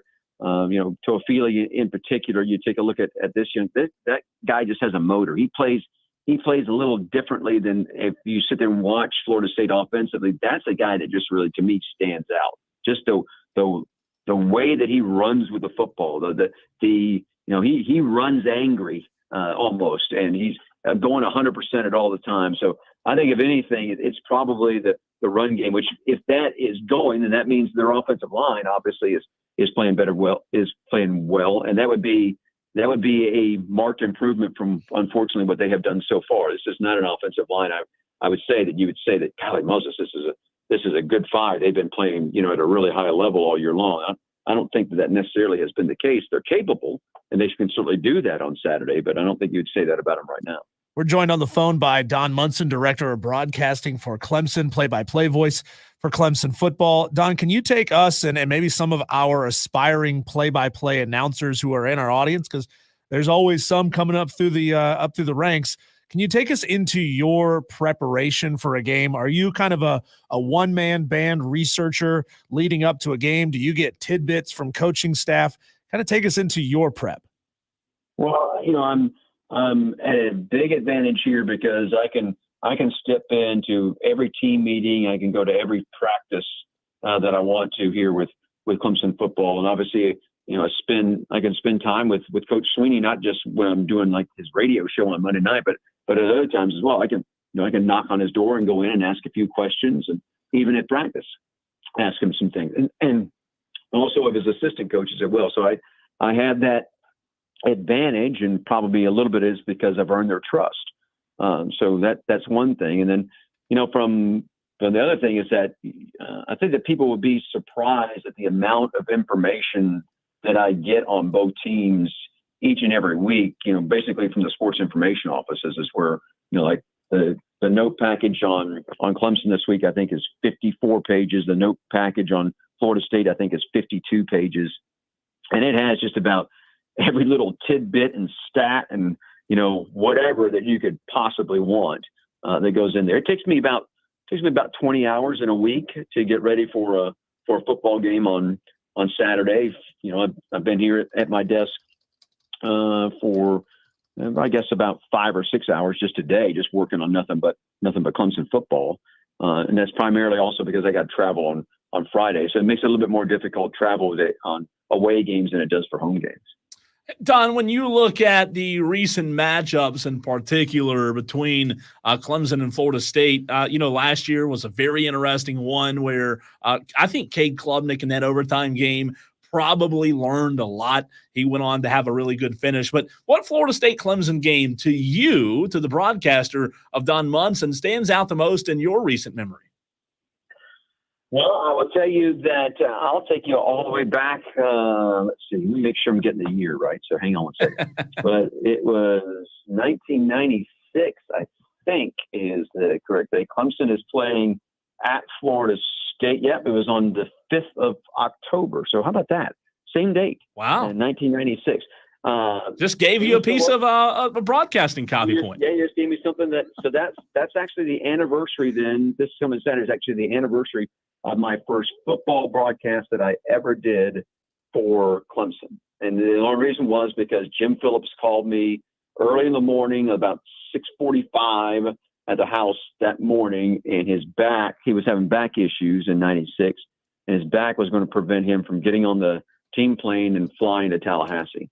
So I was called upon to call the game. So Clemson goes down there. We lose 34-3. All right, so we lose that game. And then the next week, he also did not make the trip to Duke. So I called that game as well, and Clemson won that game 13-6. But it changed things for me, and as far as what I was doing for the network, those 2 weekends back to back also just changed things for I think the way that people inside the athletic department saw me at that point in time. And even though I had play-by-play experience at App State, I don't think that a lot of the athletic officials at that time understood exactly what all that entailed, and I earned myself some pretty good cred with those two games, and it's part of the reason that I had the job that I have now, and so that's you're right. I hadn't not even thought about that, but it will be Saturday is the anniversary of that game that I called in Tallahassee. What about the one that sticks out most to me, Don, where Terry Don Phillips had to make a few changes to the goalpost the next year because of the landmark 26-10 victory over number 3 Florida State back in 2003? Yeah, that one was pretty amazing. It was pretty amazing from there, and because of my first year of broadcasting for Clemson was 94, and then just because of jobs that I've had, I've been privy to a lot of things, and not only that everybody inside the stadium has seen, but then also behind the scenes stuff. So there's a lot of stuff I never will forget in 2010 when Florida State kicks the 58-yard field goal or whatever it is to beat Clemson 16-13 in Tallahassee. And I came walking in, was right behind Coach Sweeney as he came through the doors of the visiting locker room, and Daquan Bowers was just like he was in a corner and just, not in a good state. And Coach Sweeney just going over there and kind of kneeling down with him, putting his arm around him and just, kind of talking in his ear a little bit, and, trying to get this young player out of the doldrums. So that's the kind of stuff that I have gotten to witness that probably sticks with me more than actual things that have happened or plays that have happened. It's the other stuff that for whatever reason sticks with me. Don, a couple weeks ago, we had a chance when the Carolina Panthers held their Fan Fest at Death Valley to bring on Anish Shroff. And he told us, talking about the difference between calling college football games and calling Panthers games. He said in college football games, you're just hoping for a good game. You don't really care who wins either way. When he's calling a Panthers game, obviously he is the play-by-play voice of that team, and he roots for the team to win. How hard is it, as you are the play-by-play voice of the Clemson Tigers, how hard is it to not kind of put all that disappointment out on the air? And I know Clemson hasn't had very many of these games since you've taken over, but when a game has a sudden change and doesn't go your way at the end, how hard is it to hold back that disappointment as a play-by-play voice? Well, I think it's hard. I think it's very difficult. I'm sure there are some people out there who don't think that I'm Homer enough to be honest with you. And you have to be a professional on air, but I think you also need to be truthful. I mean, your fans are turning in to listen to the Clemson side of things. I mean, they are. They want to hear. They want you to look at it through orange-colored glasses, and I understand that.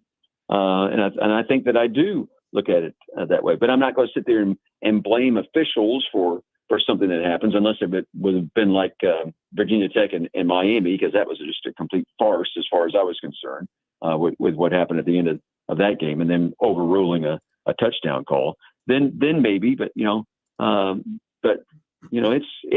it's difficult at times. I probably learned my lesson though at App State. I can tell you I said some stuff on air at App State when I was a very young broadcaster. You can remember I started there right after I graduated. So, I'm calling games at the age of 24 on air. And there were some things that I said on air that I got called to the principal's office about. So do you remember what any of those things were, Don? Huh? Do you remember what any of those things were that got you called into the office? Oh, yeah. I know.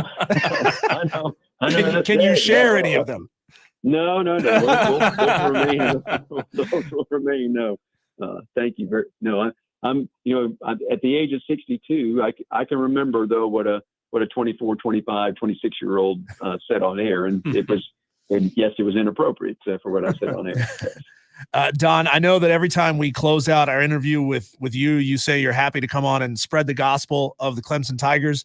I want to give you an opportunity to do that here. I saw a lot of pictures on social media immediately after Hurricane Helene came through, where Clemson opened up Little John Coliseum for locals to come in and take shelter. Can you give us an idea if there are any efforts taking place on Clemson's campus and what Clemson is doing to maybe help out with some of those efforts as well?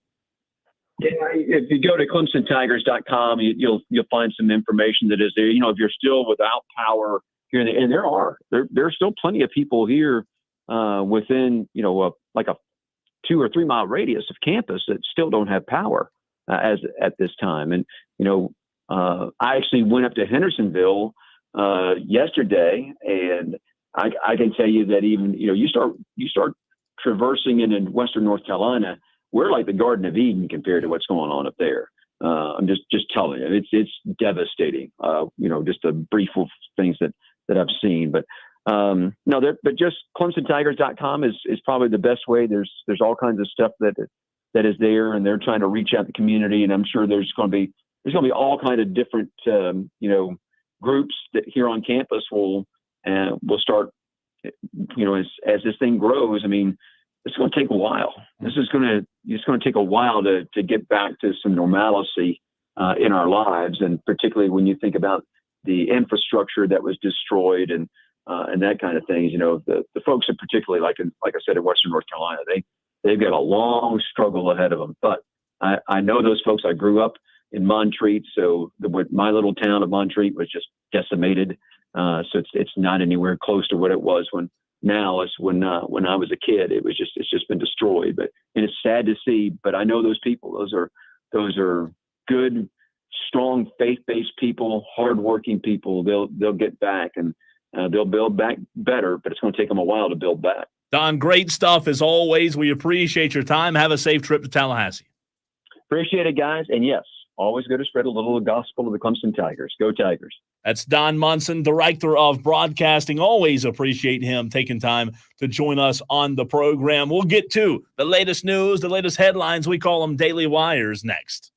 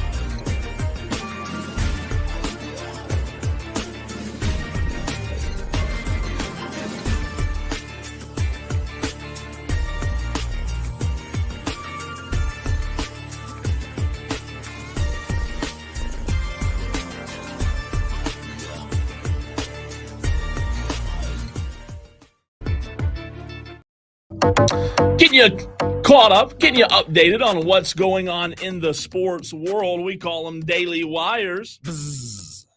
Getting you buzzed up. Can I say that?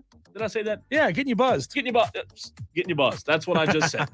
South Carolina announced today that Gamecock women's basketball, for the first time in program history, has sold out of season tickets. I don't know if people, Diesel, realize how big of a freaking deal that is. Women's basketball selling out for the first time ever in program history. They get a golf clap for that. Kudos to them. That's awesome, man. That's awesome. The Atlanta Braves dropped game 1 of the wild card. Speaking of not awesome, last night to the Padres 4-0. Max Fried on the mound tonight, as a loss tonight would officially end the Atlanta Braves season. First pitch 8:30. Something that's really interesting, Diesel. The Las Vegas Raiders have announced that they are open to trading Devontae Adams for a pick and possibly more. One of the best receivers in the game, who, has had a little hamstring injury over the years, but this could be a blockbuster trade. I don't know where he will end up, but he's making $88 million, something like that. It's going to be a big cap hit. I don't know a lot of teams that have the money to afford a guy like that. That's going to be the problem. Dave Tepper has the money.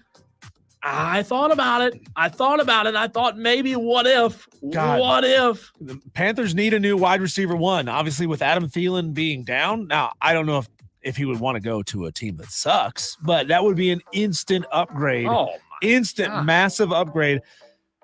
As a journeyman, I don't think the Panthers would be able to hang on to him for more than a season. I'm telling you what, it'd be incredible. It really would. In the MLB wildcard yesterday, outside of what the Braves did or didn't do, rather, the Tigers defeated the Mets. Let me try that again. The Tigers defeated the Astros 3-1. The Royals defeated the Orioles 1-0. The Mets defeated the Brewers 8-4. And then obviously, as you know, the Braves fell to the Padres 4-0. Right now, in the MLB wildcard, the Astros are leading the Tigers, trying to tie that 3-game series at 1 apiece. It is the bottom of the 7th, 2-1. Astros lead the Tigers. Also, Kansas City leads Baltimore right now, 1-0. That game just started not long ago. So MLB wildcard day 2 ongoing right now as we speak. Let's see. Reigning champs, Las Vegas, and the WNBA playoffs, they are 1 game away from elimination. Texas State, they have ended their Mountain West talk. Diesel staying in the Sun Belt. You like that? I do. Texas State at number 1, it sounds good. Number 2, they are a huge school. People don't realize just how big Texas State is as a university. I think it's somewhere in the range of like 40,000 students. Oh, is it really that big? Makes it way bigger than Clemson. Wow. So it is a big school. They're just kind of buried so far down the depth chart as far as state of Texas football goes. I mean, you can maybe confirm this for me. Obviously, it's University of Texas, Texas A&M, Texas Tech, all the other G5 schools, high school football, then Texas State. Yeah, that's true. Right? It's pretty far down there. It's true. And I still think, since Don Munson was dropping movie quotes on me, I think it's time for Texas State to change their mascot to the Armadillos. In necessary roughness. Florida State announced that Brock Glenn will start for the Seminoles against Clemson on Saturday, so we will not see DJU versus his former team. Missouri Texas A&M is the only top 25 matchup this weekend. I don't like that on the Daily Wires. Diesel, that's kind of depressing, but I guess it is. A lot of bad football this weekend. Right, it is. 4-star wide receiver from right here in the upstate of South Carolina, Malik Clark of Rock Hill, has decommitted from Florida State. And as reported by ESPN, currently the SEC has 7 of the top 10 recruiting classes in the nation. 2, 3, 4, 5, 6, 8, 9. That's Bama, LSU, Auburn, Georgia, Texas, Tennessee, and A&M. Can you guess, Cole, what 3 schools are inside the top 10? That includes number 10, inside the top 10 that are not those 7 SEC schools. Ohio State? Yep, that's one. Michigan? No. Nope. Not in the SEC. Not in the SEC. You got Ohio State. You're Southern down to 2. Cal. No. Ooh, that's not good. No. No ACC schools. I don't. Not believe. one. Yeah, I didn't think so. Not one.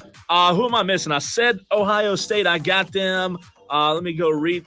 Oregon. Oregon is in the top 10. That makes sense. Yeah. And there's one Don't more. say same conference. There's one more Big Ten school. One more Big Ten. I said Ohio. You got Ohio State. You got Oregon. Yep. Who am I missing here? I give up. Whiteout. Oh, Penn you State. serious? Penn State Are has you the number serious? 10 class right now. No. Yeah. Penn State. How about that, though? The SEC and the Big Ten has all of the top 10 recruiting classes I would not have guessed year. Penn State was in the top for 2025. Still, a lot can change. Yeah. A lot can change. There's going to be a lot of flips and decommits and NIL money being thrown around. Wow. You know, UNLV, I hear they're handing out $100,000 checks from casinos out there. True. So anything could happen. When we come back, Cole, it is Wednesday. It is time for us to bring back an oldie but a goldie. The 5 o'clock fight will be next.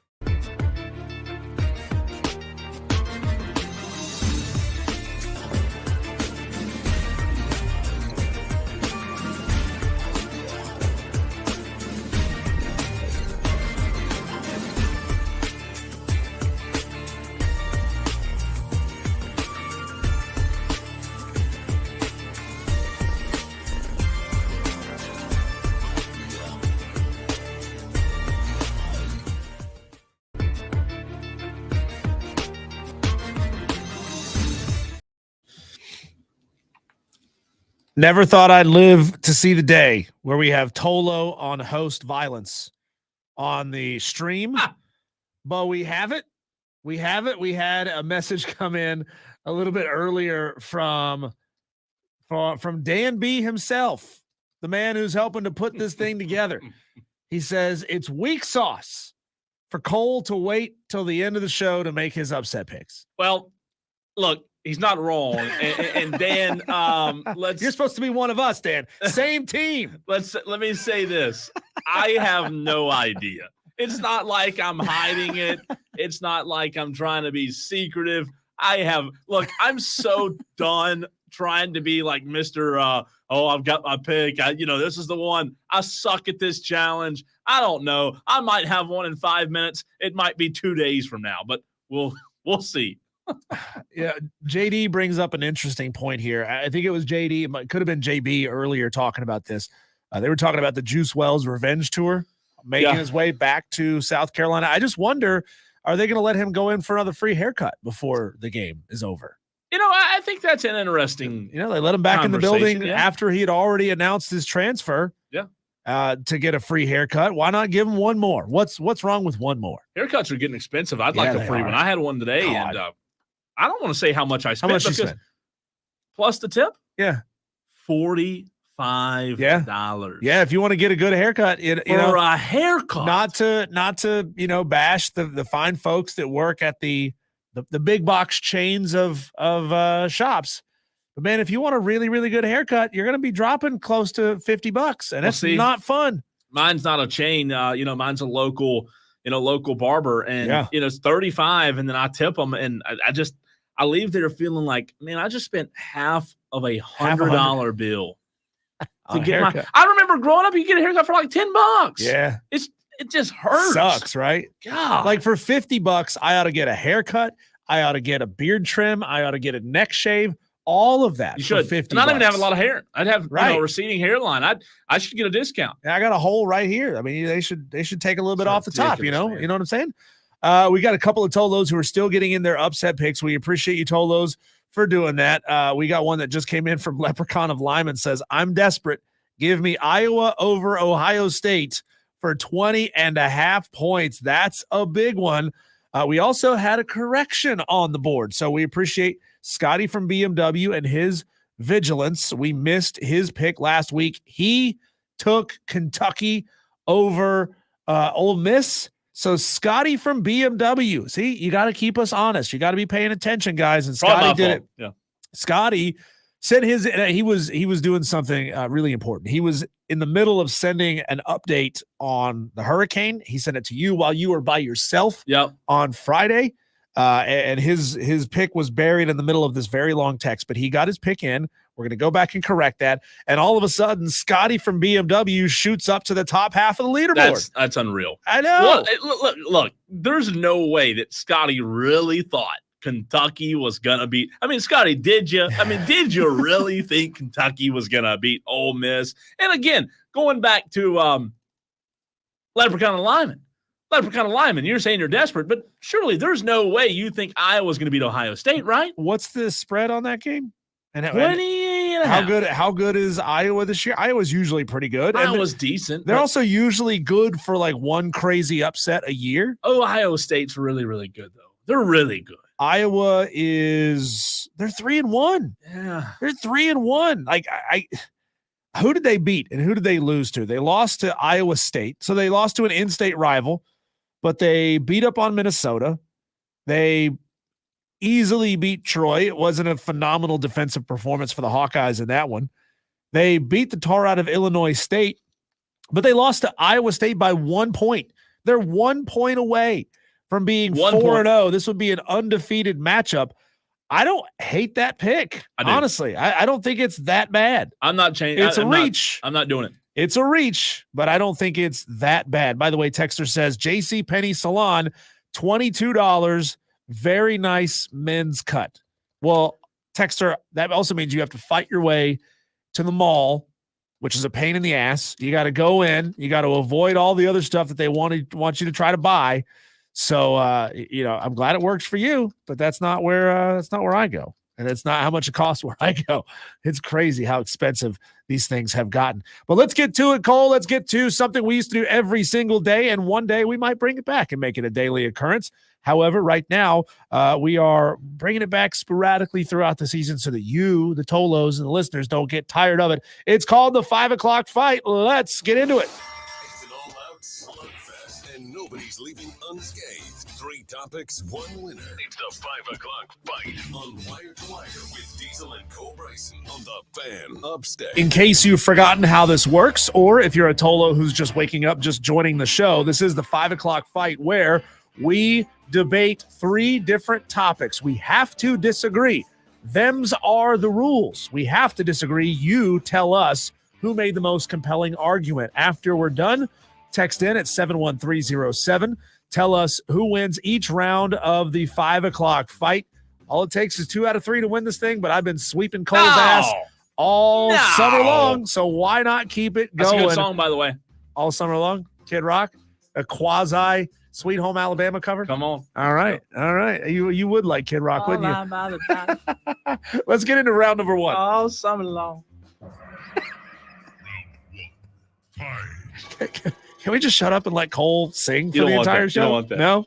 All right. Round number 1. Cole, do you like to tailgate in style? That means with tables and chairs, a TV, a satellite dish, picking up all the games, a generator. I'm talking those guys that go all out to tailgate. Or do you like keeping it minimal? You know, a cooler full of beer and a grill with some charcoal in it. How do you like to tailgate?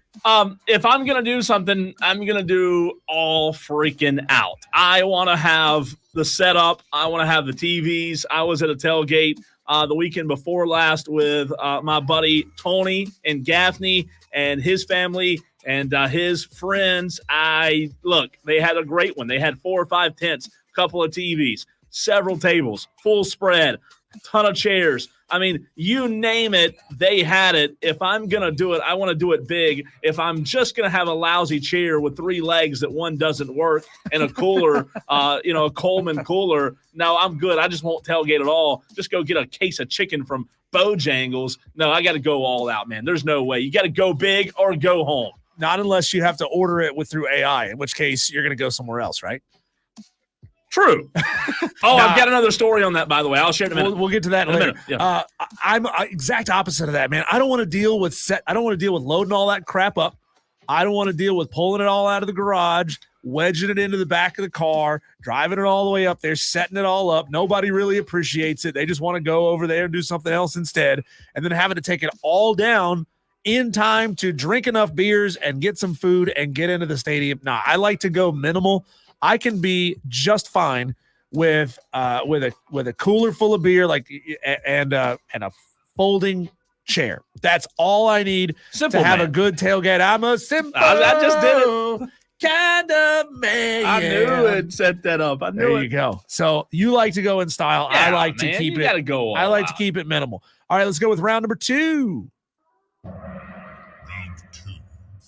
Yes or no? Will Andy Dalton be the starting quarterback? I assume you wrote the question. I assume you mean for the majority of the season or the entirety of the season. Actually, I mean for the start. For the start Of the 2025 season. season. Game 1 starting QB. Will Andy Dalton be the game 1 starting QB for the Carolina Panthers in 2025? Yes or no? I think this is so fascinating. I'm really torn. The simple answer is I don't know. However, I can't give that answer because on the 5 o'clock fight, you have to say yes. You have to say no. You have to pick a side. Andy Dalton being the starting quarterback for the Panthers in 2025 to start the season, almost 1 year from now, right? Beginning of September, a year later from now. I think Andy Dalton will be the starter. I really do. I don't know, Diesel. I think the Carolina Panthers are stuck like Chuck. I don't know what kind of situation they can find themselves in where they can get rid of this guy and get a better quarterback or trade Bryce Young. Maybe Bryce Young's playing then, but I don't think so. I think in 2025, the Carolina Panthers are trotting out AARP Andy, and he's still the guy. And I don't think – look, I know he's a good quarterback, But I don't think that's what the Panthers want. I just think they're kind of handcuffed a little bit. Well, they're going to get a high draft pick because, I mean, even with Andy Dalton playing this year, they're not going to be great. I still think they're going to be inside the top 10, and I still think they're going to either use that pick or trade up a little bit to go out and get an elite quarterback. Yeah. I think that's what they do in the 2025 draft, and they're going to be stupid with this. They're going to do we got a quarterback whisperer head coach. He's going to get this guy ready to play by week number 1. And so whoever this rookie quarterback is going to impress in the offseason and is going to be trotted out there because you just used a top 10 pick on the guy. You got to play him. That's the logic, right? So I think they're going to make that mistake. I think Dave Tepper is going to make that mistake and force it to happen yet again. That was round 2 of the 5 o'clock fight. Let's go one more time. Final round. Fight. Do the Gamecocks keep it close with Ole Miss on Saturday? Wow. And you wrote the question, so give me your definition of close. I think close, Diesel, is I think Touchdown? Close. No, 10 I points? think 10-11 and under. Final score? Yeah, I mean, let's say this game was 31-21. I think that's considered close. For me, it is, right? So let's just call it somewhere between 9 and 12, okay? Is that good? 9 and 12. A one possession or a two possession. I think a 2 possession game is close. Yeah, it could be, just depending on how the game ends, right? It's a question that I ask because I would have answered it a lot different if Kentucky wouldn't have beaten Ole Miss. And you say, Cole, that doesn't matter. It's a new week. It's a new team. It's a new week in college football. Well, I'll tell you this. I would have, Diesel, picked South Carolina in my upset pick had Kentucky not beaten Ole Miss. But I don't think there's any way that I can confidently say this game will be close. I don't think now that the Ole Miss, the Rebels, and Lane Kiffin have had a wake-up call, I believe they're going to be focused. It's going to be a business-like trip for me, in my opinion, when the Rebels go into Columbia on Saturday. I would love to be wrong here. I really would. I would rather be wrong than right, but I don't think it's close. I think Ole Miss is focused. Jackson Dart comes out mad, maybe like Clemson did against App State. I think Ole Miss on Saturday night, or on Saturday afternoon, rather, I think they beat South Carolina, and I don't think it's close. Wow, Cole, you had the opportunity to score so many brownie points with the South Carolina Gamecock fan base. Yeah. But you chose violence today. You chose to call a blowout for the Ole Miss Rebels against South Carolina. I do think South Carolina keeps this close. Lenore Sellers, I know he's coming off of an ankle injury, and we're going to ask Chris Phillips of SEC Unfiltered if he's got any inside information on his recovery. Like, where would he put this as far as a percentage of Lenoris being healthy? Well, Lenoris is out there. He is a fantastic quarterback, and I think the sky is the limit for him. Rocket Sanders is running the ball really, really well. He's got 4 touchdowns on the season. Mazio Bennett is showing out as a young guy, and the defense is mauling people over the past couple of weeks. I know the LSU game got away from him, but they mauled Akron. They mauled Kentucky. I think this defense is catching a stride, and they're going to be solid again. A win, that's not the question. Will they keep it close? Absolutely. I think South Carolina keeps it close against Ole Miss. So to recap the 5 o'clock fight, round 1, do you like to tailgate in style with all the accoutrement, or do you like to keep it minimalistic? Cole likes to go big. I say keep it small. All I need is a case of beer and a cooler and some ice, and I'm good to go. Round number 2, will Andy Dalton start game 1 for the Panthers in 2025? Cole says yes. I say no. And round 3, do the Gamecocks keep it close Saturday against Ole Miss? Cole's calling a blowout, but not the happy kind of blowout that you guys like if you're a Gamecock fan. I'm saying they do keep it close. I'm not calling the outright upset right now, but I do think South Carolina keeps it close against Ole Miss. If you want to suggest a 5 o'clock fight, here's how you can do it. What do you want want Diesel and Cole Bryson to fight about next? If you've got an ass, I'll kick it. Submit your topics to diesel@thefanupstate.com. Subject line, fight on the Fan Upstate. And remember, you can text in your votes for the 5 o'clock fight by texting 71307. Start your text with keyword fan and just tell us who wins each round of the 5 o'clock fight. That's all you got to do. 71307. For example, Tolo Steve, he understands how this works. He gets the assignment. He says round 1 Diesel, round 2 Diesel, No. round 3 goes to Coke. So technically you didn't lose because he misspelled your name. I get a lot of Cokes. Yeah. Really. He also says there's no way Iowa is beating Ohio State. I agree OH. with him on that. I agree. And by the way, your criteria, you read it wrong for the text when you text in. No, you need to put Cole wins, Cole sweep Wow. when you text in 7-1. I mean, come on. I'm already seeing Trying to enough. throw me I under don't the like bus. this. I don't like them. I'm already seeing too many votes for Diesel, and I'm not a fan of it. As the votes come in, 71307. Start your text with the word fan because they are delayed. I got to tell you this because if I don't say it now, I'll forget. Diesel, I had another run-in with reality last night. Really? So 2 weeks ago, I complained, I fussed about AI at a local drive-thru, right? I pulled up to the drive-thru 2 weeks ago, want to talk to the lady. There's no lady. It's AI. I hate it. I was pissed. So 2 weeks later, last night, had a buddy coming over to watch the Braves, right? Yeah. It was really late. I order a pizza from the pizza place that's right beside where I live on Highway 9. Right beside where I live. Bowling Springs. I call them up on the phone. I'm home. Well, guess who answers the phone? When I call the local pizza company, a lady in Bangladesh. Freaking Bangladesh. I'm on the phone for 5.5 minutes ordering one pizza. Yeah. And she don't know how to figure out the freaking menu. She told me she was out of mushrooms and onions. Then she lied and said she had them. Then she said got the location wrong. She confirmed the zip code like 99 times. She lives on the other side of the world. And here I am having to talk to a lady in Bangladesh to order a freaking pizza that's not even half a mile from where I live. What does this world come to? Did the chain of restaurants start with the letter D? It did not. No. No. Because I have called Domino's before and I've been sent to a call center across the world. Number one, who are these morons running these companies who think Americans want to talk to Bangladeshis to order pizza? God. You got to understand, if the person sitting at the call center can't understand you and you can't understand so them, mad. you are never getting that customer back I again. was so mad. Is it Diesel. really worth losing a customer for life over saving a little bit of money to have somebody there answering the phones? I'm like, literally, I can see him. I can see him. That's how close I live. I Is the should've texter walked right over. about what chain No, it is? no, it's wrong two there and a- too. Oh, It only leaves One for starts with the same letter as that one, so that will tell you. Oh. But It's Pizza Hut. yeah, that's it. It's Pizza Hut. Pizza Hut. Pizza Hut in Boiling Springs. Oh, Diesel explain, just told about it. explain yourselves, please. I don't think they're a sponsor. Well, no, I don't think so. Not now. They're They're not not. gonna be.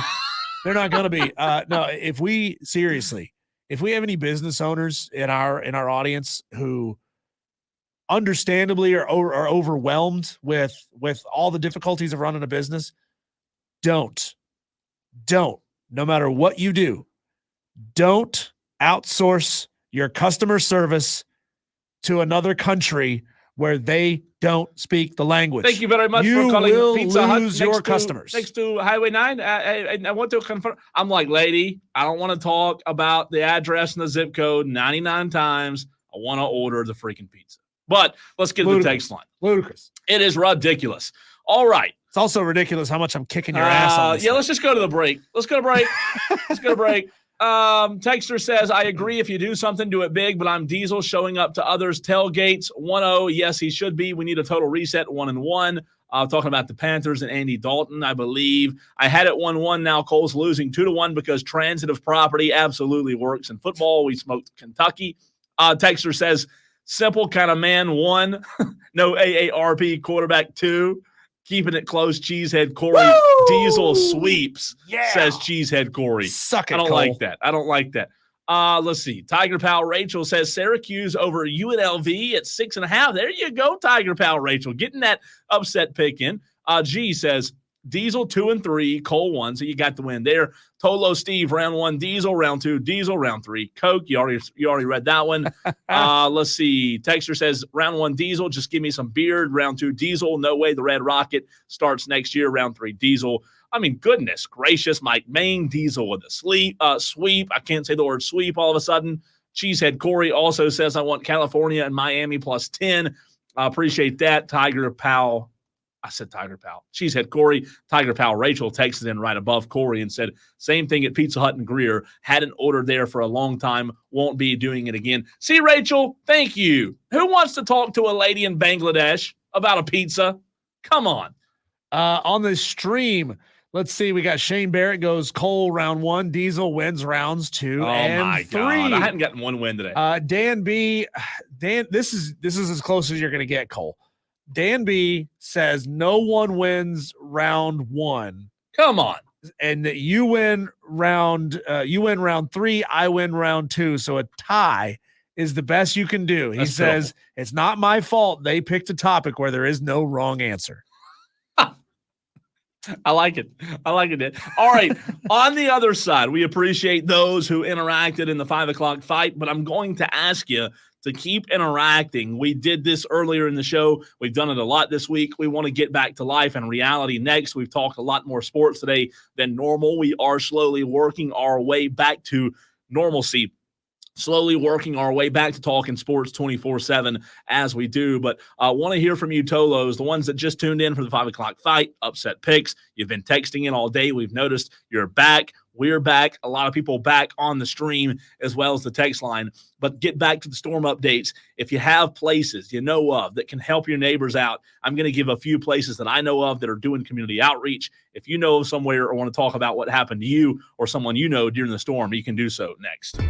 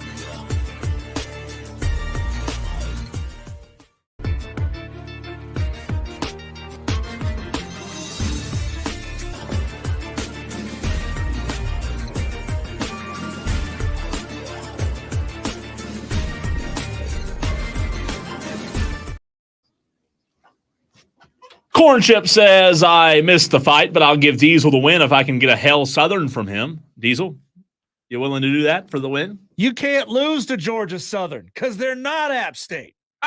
Tony Kornheiser. By the way, we have that audio. Could you play that for me? I haven't heard that. You got to tell me where to find it. Too long. It's on the hotkeys bar. There's a million hotkeys bar. Not on the main hotkey. Go over like one or two. It's where all the audio drops are. I'm looking, I promise. Right in the middle. Crazy Ralph? No. Who am I looking for? Those are listeners. Tony Kornheiser. It might be on a different page. Tony. I see John Wick. I see Will Muschamp, Nick Saban. I see Barat, Charles Barkley. I don't see Tony. I'll find him eventually, though. I'm going to come over to the other side of the board and play it. Diesel's determined. He's coming around. I don't see it. Diesel's trying to find Tony Kornheiser. Thanks, Corn Chip. Thanks a lot. Hold on. Let me put the speakers up. Diesel's Where'd it go? It's not there. Where'd it go? I told you it's not there. It's not there. You can't find it. This literally behind the scenes right now of Wire to Wire. It's gone. Somebody deleted it. No, he found it. Here we go. Here, Tony Kornheiser. Don't play it until I get to the other side of the board. He's now running back to the other side of the board. He just tripped. He just fell. He's okay. All right, you ready? Play it. Yeah, Tony Kornheiser. Now, I need some context there. I don't know what that means. That was the year that Georgia Southern beat Nebraska. So that would have been, I think, 2022. Oh. Might have been 2021, but I think it was 2022. And Nebraska had just lost to Georgia Southern. And this was when Scott Frost was still head coach at Nebraska. Yeah. And Tony Kornheiser said, you can't lose to Georgia Southern because they're not App State. Now, App State now ain't exactly App State of old, but at the time, it was a hell of a dig. I like it. DB on the YouTube stream says, y'all can tell Scotty he is now 18th with 17 and a half points. Wow. What a jump. He's now tied with me. I should have never accepted his email. My I should have never mistake. pulled that one out of the junk pile. Scotty from BMW, my mistake. Now, all of a sudden, you are back, baby. You're back. I want to get back into the conversation of this storm and what it did to the upstate. Again, the point of this segment, just as we did at 320, is to share information with you guys. If you're struggling, know someone's struggling, and need assistance, we want to continue to share community outreaches, churches who are giving assistance. We had several texts and messages on the stream in the first hour saying how much the Tolos appreciated us doing that. Again, we're going to talk sports, but at the end of the day, this is what's most important. So we want to help you out. Texter 4 minutes ago from the 706, he chimes in on the text line 71307. Free Community Redemption Church. They're doing lunch. 315 Row Road in Greenville, October 3rd, which is tomorrow, 12 to 3. Today as well, they were doing it. He says over 650 people were served today. That's we great. are doing chicken. I lost the text. Chicken, rice, green beans, hamburgers, hot dogs on 10-3, which is tomorrow. All Tolos, family and friends are welcome. Also offering resources to charge devices and place to cool off if needed. That's from Ben. Ben, look, I don't think you and I have met, and Diesel, I don't think you've met him either, unless you've come to Ingles. But just want to say hats off to you. Appreciate you sending that in. That means a lot. Again, that's Free Community Redemption Church, 315 Row Road in Greenville. Very much appreciate you doing that. Again, a lot of churches, a lot of upstate community outreach is going on. Bennett Swaggart, the head football coach over at Hillcrest, he posted earlier today, for those of you may needing assistance in the Simpsonville area, Upstate Church and Simpsonville Baptist will be passing out supplies and essentials at 6 o'clock tonight, which is 30 minutes from now at Simpsonville Baptist Church. Again, that's Simpsonville Baptist Church, passing out supplies and essentials, 6 o'clock tonight. And Ben talking about Free Community Redemption Church over in Greenville. Anything that you can do, Tolos, to help us get the message out. Our job is just to be the messengers here. Nothing special we're doing, but we want to get the word out to the community because Diesel, while you and I, by the way, you have power now. Just turned back on about an hour ago. I got the text That's from my awesome. wife. That's We're back up and running. Excited. Yeah. While you and I may have power, there are still a lot of Tolos, still a lot of people in the upstate that do not. And we want to do what we can. We cannot go out right now and help, but this is our version of helping by spreading information that might be helpful. Yeah, and I've got to say a personal, massive thank you to Dan B. And Just Jess, who loaned me a generator. We went by and picked it up on Monday. Drove up to Spartanburg and picked it up from him on Monday and from them on Monday. And it has been crucial to saving a lot of the food that was in our freezer. We've got, one of those box freezers out in the garage. Yeah. And those things can stay nice and cold for a while, for a couple of days. But we started getting to the point, where it's not cold anymore. And that frost that's built up on the insides of those things, that started to melt. And, we got a lot of stuff in there that we didn't want to lose and that would have cost us a lot of money. And there's a lot of people who are dealing with that right now. So I'm certainly going to give that generator back to Dan, and hopefully he can pass it along to another person, a family member, whoever that needs it, whose power is not on.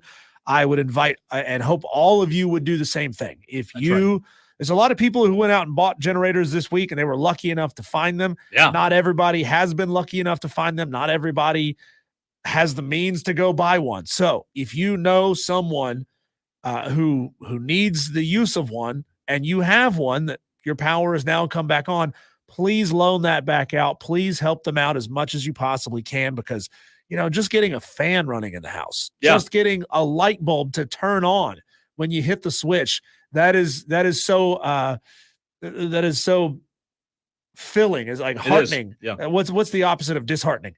It's heartwarming. Heartwarming. Yeah. I don't know. It's such a massive thing to just be able to flip the switch and turn the lights back on. So please help share those resources. If yours are back up and running, share your resources with somebody who's not back up and running.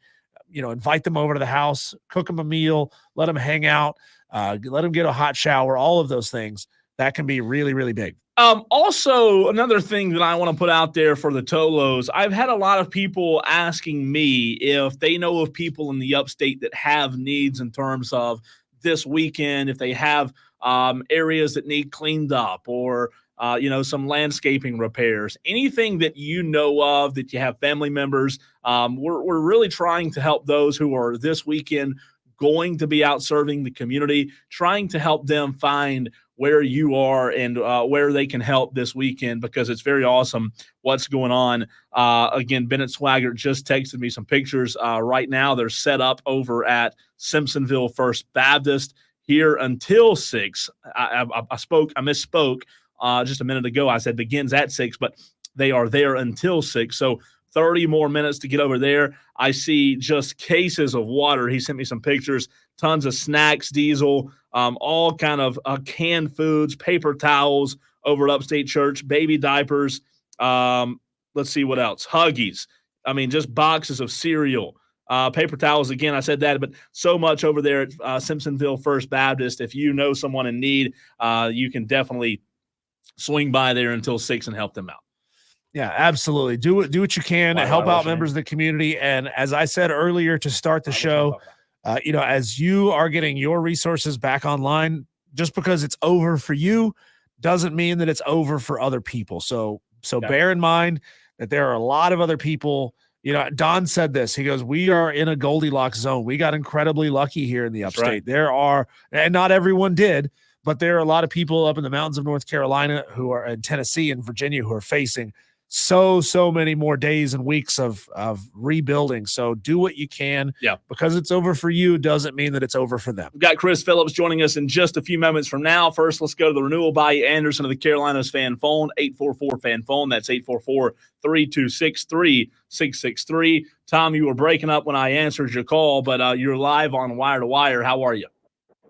Hey, guys. Yeah, I just want to say, there's been a lot of people that have taken time off of work and just done whatever they could to get supplies, those that are needed. And I just want to shout out to a lot of those people that are, that are taking money out of their own paycheck to help others. I mean, that takes a lot of, heart to do that. And those people deserve a shout out. But also my question for you guys, as we look forward to the South Carolina Ole Miss game this weekend, what needs to happen for South Carolina to win in your eyes? And I'll hang up and listen. Thanks, Tom. We'll get to that. It's a great question, Diesel. We'll get to that in the 6 o'clock hour. We do have to run. We have Chris Phillips of SEC Filtered coming up. But, Tom, we'll get to that because it is coming up. And if we don't hit it today, we will tomorrow and Friday. Chris Phillips of SEC Unfiltered next.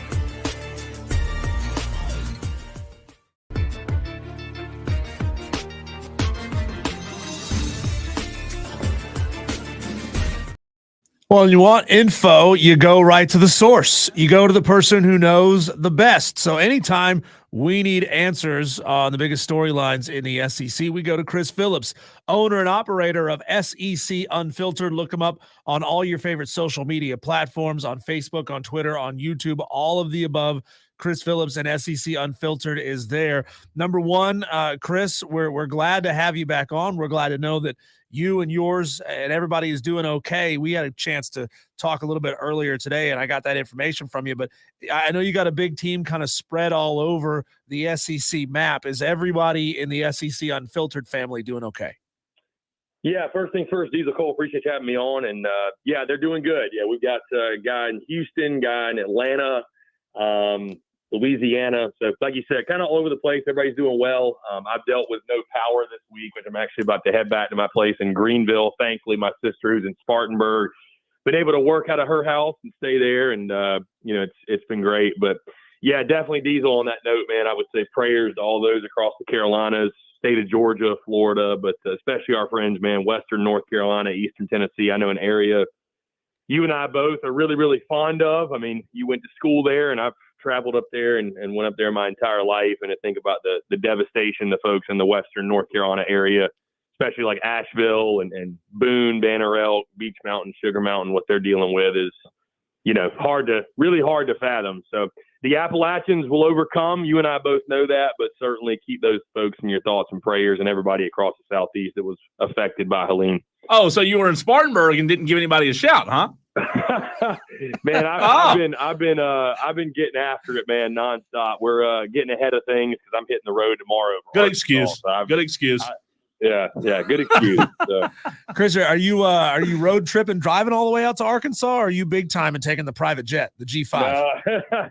The SEC Unfiltered private jet is out of commission at the moment. So I will, I'll be knocking out most of the drive tomorrow. Going to drive up to Memphis, Tennessee, and then heading to Fayetteville on Friday morning. So everything essentially, guys, the Arkansas folks are really treating us well. Pretty much everything's taken care of, from, you know, tickets to we're doing a facility tour Friday to parking. But it's the getting out there part that is the challenge. But, you know, man, it's too, I'm looking forward to the road trip, man. It's going to be a lot of fun. And, so just the joys and the journey, as I like to say. So the adventure awaits. Look out, Josh Pate. Look out, Jake Crane, because Chris Phillips is in your rear view, man. You're making big strides, man. I'm proud of you. I remember when you made the transition from what you had before to the SEC Unfiltered, and you know, you knew that you were going to be successful at it, but it was certainly, I'm sure, came with its own little bit of trepidation when you expanded your operations the way that you did. Proud of that. And let's get into that. Let's get into SEC football. Georgia drops all the way to number 5 after a close road loss to Alabama. Do you think dropping from 2 to 5 was warranted, given that it was really just one half of bad defense and an otherwise stellar game for Georgia overall? Yeah, Diesel, I think it was fair. I mean, I dropped Georgia in my power rankings, and, you know, you mentioned the journey, and certainly it really was one of those things that came full circle this past Saturday night when I was at Bryant-Denny Stadium watching Alabama and Georgia, essentially what felt like the game of the year. You know, getting a firsthand look at those two teams and watching just elite on elite. I mean, it was incredible. But, you know, I think dropping Georgia a couple spots was fair. You know, I think it goes beyond just the Bama game. I think you look back at, you know, the Dogs have had slow starts against Clemson, against Kentucky.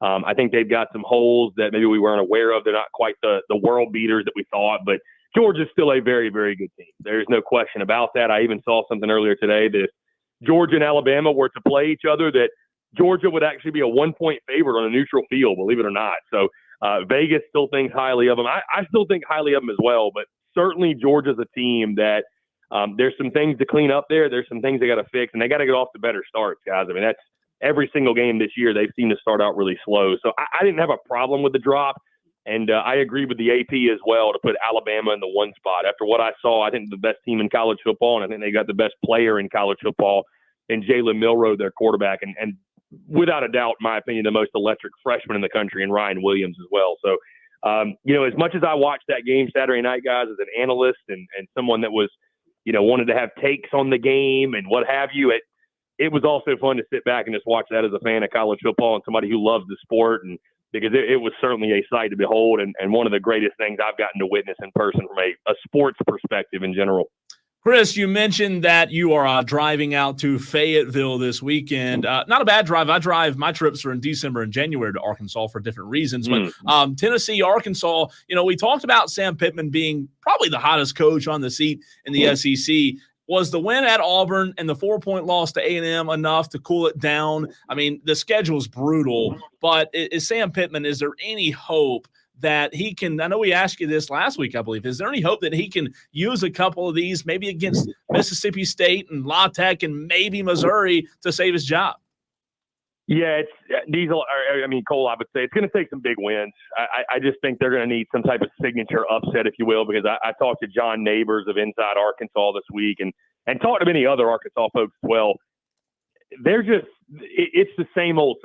They're just kind of seeing the same old thing where it's like, you got the big win at Auburn. Obviously, we were there to witness that, and that was a really great win. But, losing to Texas A&M guys took a lot of wind out of the sails. I don't know if you guys are familiar, but Arkansas folks cannot stand Texas A&M. And I think it's because they get beat by them every single year in Arlington as well.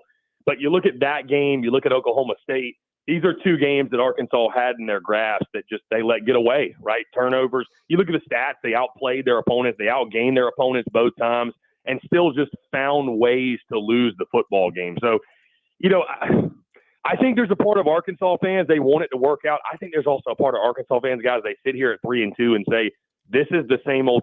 We just want something different, right? It's not that the product is terrible. I think Arkansas is a dangerous team, but one of the reasons they're so dangerous is because they're painfully inconsistent.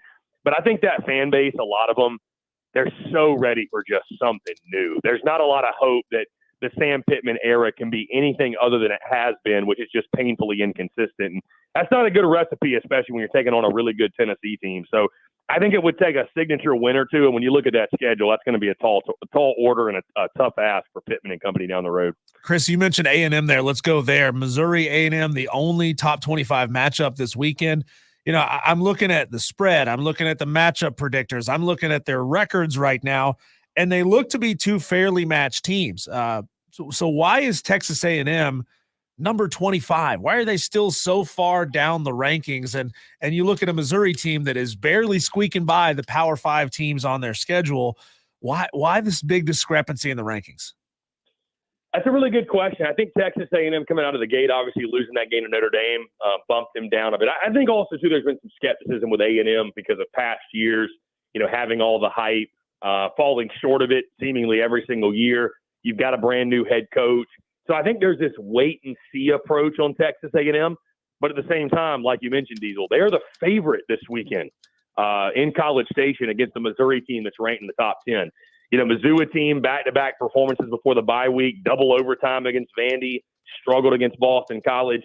I think the matchup, guys, there's two matchups in this game I'm looking at. Number one is Marcel Reed against that Missouri defense. They've struggled against some of these mobile quarterbacks, Diego Pavia and Thomas Castellanos from Boston College. On the flip side, the Missouri running game against that Texas A&M front seven. They have been so good this year. Texas A&M has on the defensive front with the Shamar boys and Nick Scorton and Torian York at the linebacker spot. So, Mizzou's going to need to get the running game going. They're also going to have to contain Marcel Reed on the offensive side. I've actually got Texas A&M winning this football game, believe it or not. And that's something that I would not have thought I'd be saying going into this game, but I like the way that A&M is trending. I like the momentum that they're building. Mizzou obviously still really talented, but I'm going to go with the Aggies at home. I think that Mike Elko and his defense, I trust Elko to have a really good defensive game plan. And if Brady Cook doesn't play better than what he's been, I think it could be a rough day for the Tigers. Hey, Chris, 30 seconds we have before the break. Your upset pick for Week 6? Upset pick for Week 6. Guys, I haven't hit a single one yet. So, I feel like I'm due here. Let me go with – I'm going to go kind of off the beaten path. Give me the Charlotte 49ers to beat East Carolina plus 8.5. I'm going to take Charlotte straight up. I like it. Chris, we appreciate it as always, man. Hey, y'all the best. Appreciate you guys. Stay safe out there. That's Chris Phillips, SEC Unfiltered. A little Charlotte 49ers love there, I don't think he's getting on the board this week. I love Chris. I don't think he's getting on the board with that one. No chance. No chance. No chance. All Come right. on. You putting your faith in Biff Poggy? It's true. We'll see. on. We'll see. Maybe so. Don Munson, Clemson football conversation next.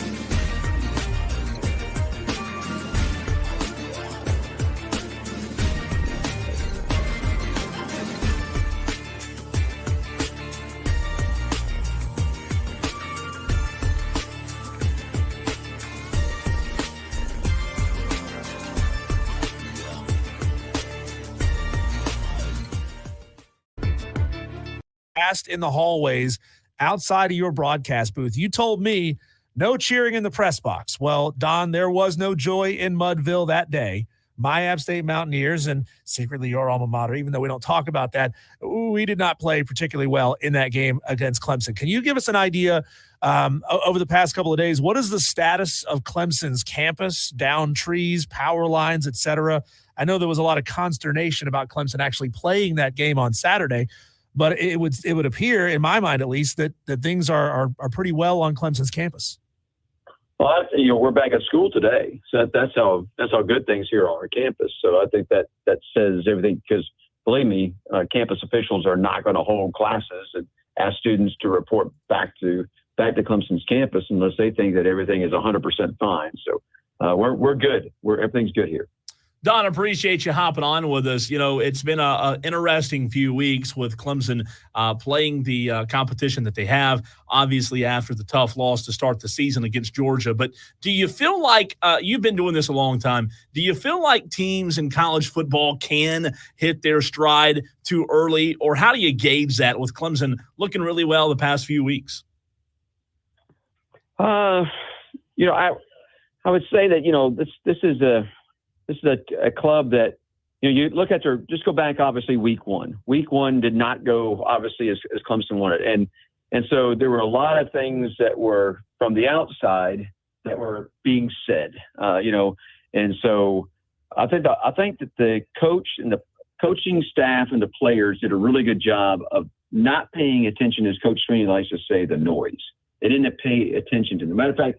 In the locker room afterwards and in meetings on like Monday and Tuesday after that Georgia game, he actually showed some things on tape and showed, listen, guys, we're actually doing things well. We just didn't hit on it. We didn't complete them for whatever reason. And I think that really helped build some confidence. And then as Diesel was talking about that App State game, I mean, that first quarter is, I think, still carrying to this point, to be perfectly honest with you, just because there was so much pent-up frustration that was relieved in just 15 minutes of football. When you put 35 points up on the board in 15 minutes of football, that will relieve a lot of frustration. And I think that moment in time right there, that 15 minutes on the clock and however much time it actually took to happen, whether that be 30 minutes or 45 minutes or whatever, I think still carries to this point and gave this club and this staff a really dose of confidence that what they were doing was correct, that what they are doing is correct, and is going to be able to catapult them forward through the season and with an opportunity. They have to earn it now, with an opportunity, though, to get to where they want to be.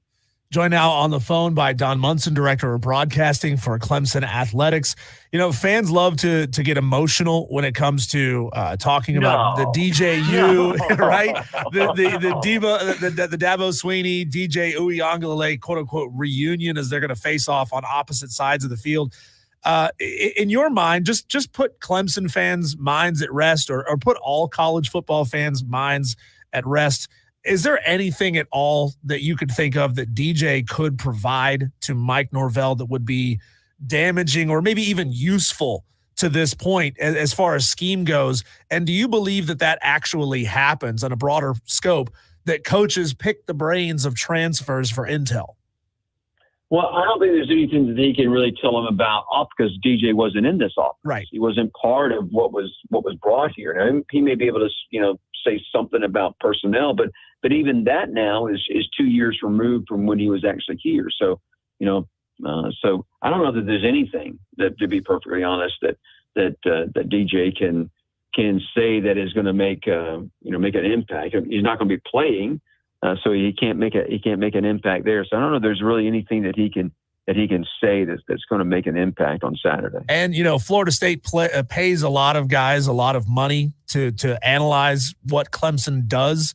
So if Mike Norvell is taking the word of a second string quarterback essentially at this point over the guys that he's paying potentially hundreds of thousands of dollars to do the job, I don't think that actually happens much. No, I don't think that. Yeah, you're absolutely right. I mean, the folks that are on these staffs are being paid for a reason, and they're expected to go do their jobs. And you know what? If they don't do their jobs well, then then you better get ready because you're going to get replaced. That's right. Hey, Don, is there any advantage for Florida State when you look at Brock Glenn, who will be getting the start for the Seminoles, teams not having tape on them, not knowing what to expect? Or do you think that this Clemson defense, the way they're built and, the way they performed this season, it doesn't matter who the quarterback is on Saturday? Yeah, I think that Coach Sweeney and I would think that most coaches of most programs, they're more worried about the execution of their own team than they are about them. They'll go and study the personnel. Don't get me wrong. They will go study the personnel, but they're really more worried about how does my team respond? I mean, Coach Sweeney always says, we have to play to a standard. And it's, if the team on the other side of the line of scrimmage can't play to the standard, that's not our fault. That's their fault. But we're going to play to this standard. And I love that. And so I think it does take a little bit of the pressure, I would say, of all right, gosh, they're going to do this. Whereas no, we are going to do this to them. I always go back to the one of my favorite movie lines of all time is from the original Jack Reacher movie, where he's in the diner and the four guys come along or five guys come along and they take him outside and they're going to fight him. And he looks at all five of them and he kind of explains about what's going to happen. And then right before he looks at them and says, now remember, you asked for this. And I think that's a great way to go about this. Remember, you asked for this. And so that's the way that Clemson is kind of approaching things right now. You know what, Don? Not enough respect is given to that Tom Cruise Reacher movie. That was actually a really, really good film. Well, I don't know about full movie, but it was good. But I love lines like that. I mean, it's like obviously in Rocky Balboa, there's the one scene where he just, he gets on his own child about basically you need to toughen up, Buttercup, because life is going to be bad. It's going to be mean. It's going to try to beat you down, and your job is to rise up. And that's exactly the case. I mean, that is. I think all of us need a little good dose of that from time to time. Don, there's a lot of young talent on this team that's starting to emerge and starting to show out now a couple of games into the season. You could look at Sammy Brown on defense, Bryant Wesco, the wide receiver. Who's been the biggest standout freshman or even just first-year starter for you so far? I think you'd have to say Wesco. I mean, Wesco and Moore certainly not far behind. But what Wesco has been able to do, so far, he's averaging 34 yards per catch, right now. So I mean that's a little difficult to look over, to be honest with you. So yeah, I don't think there's any doubt that what Bryant Wesco has done for this football team and has done offensively is the standout thing. We talk a lot about the quarterback position, Don, at Florida State obviously being, DJU being in the story, in the picture. It's going to be talked about. But when you think about this Florida State matchup, you've seen a lot of them over the years. Quarterback aside, what do you think is going to be one of the more important aspects for Clemson to get the win on Saturday? Well, I think it has to be controlling the run game. I think that there are obviously some very capable running backs that are there.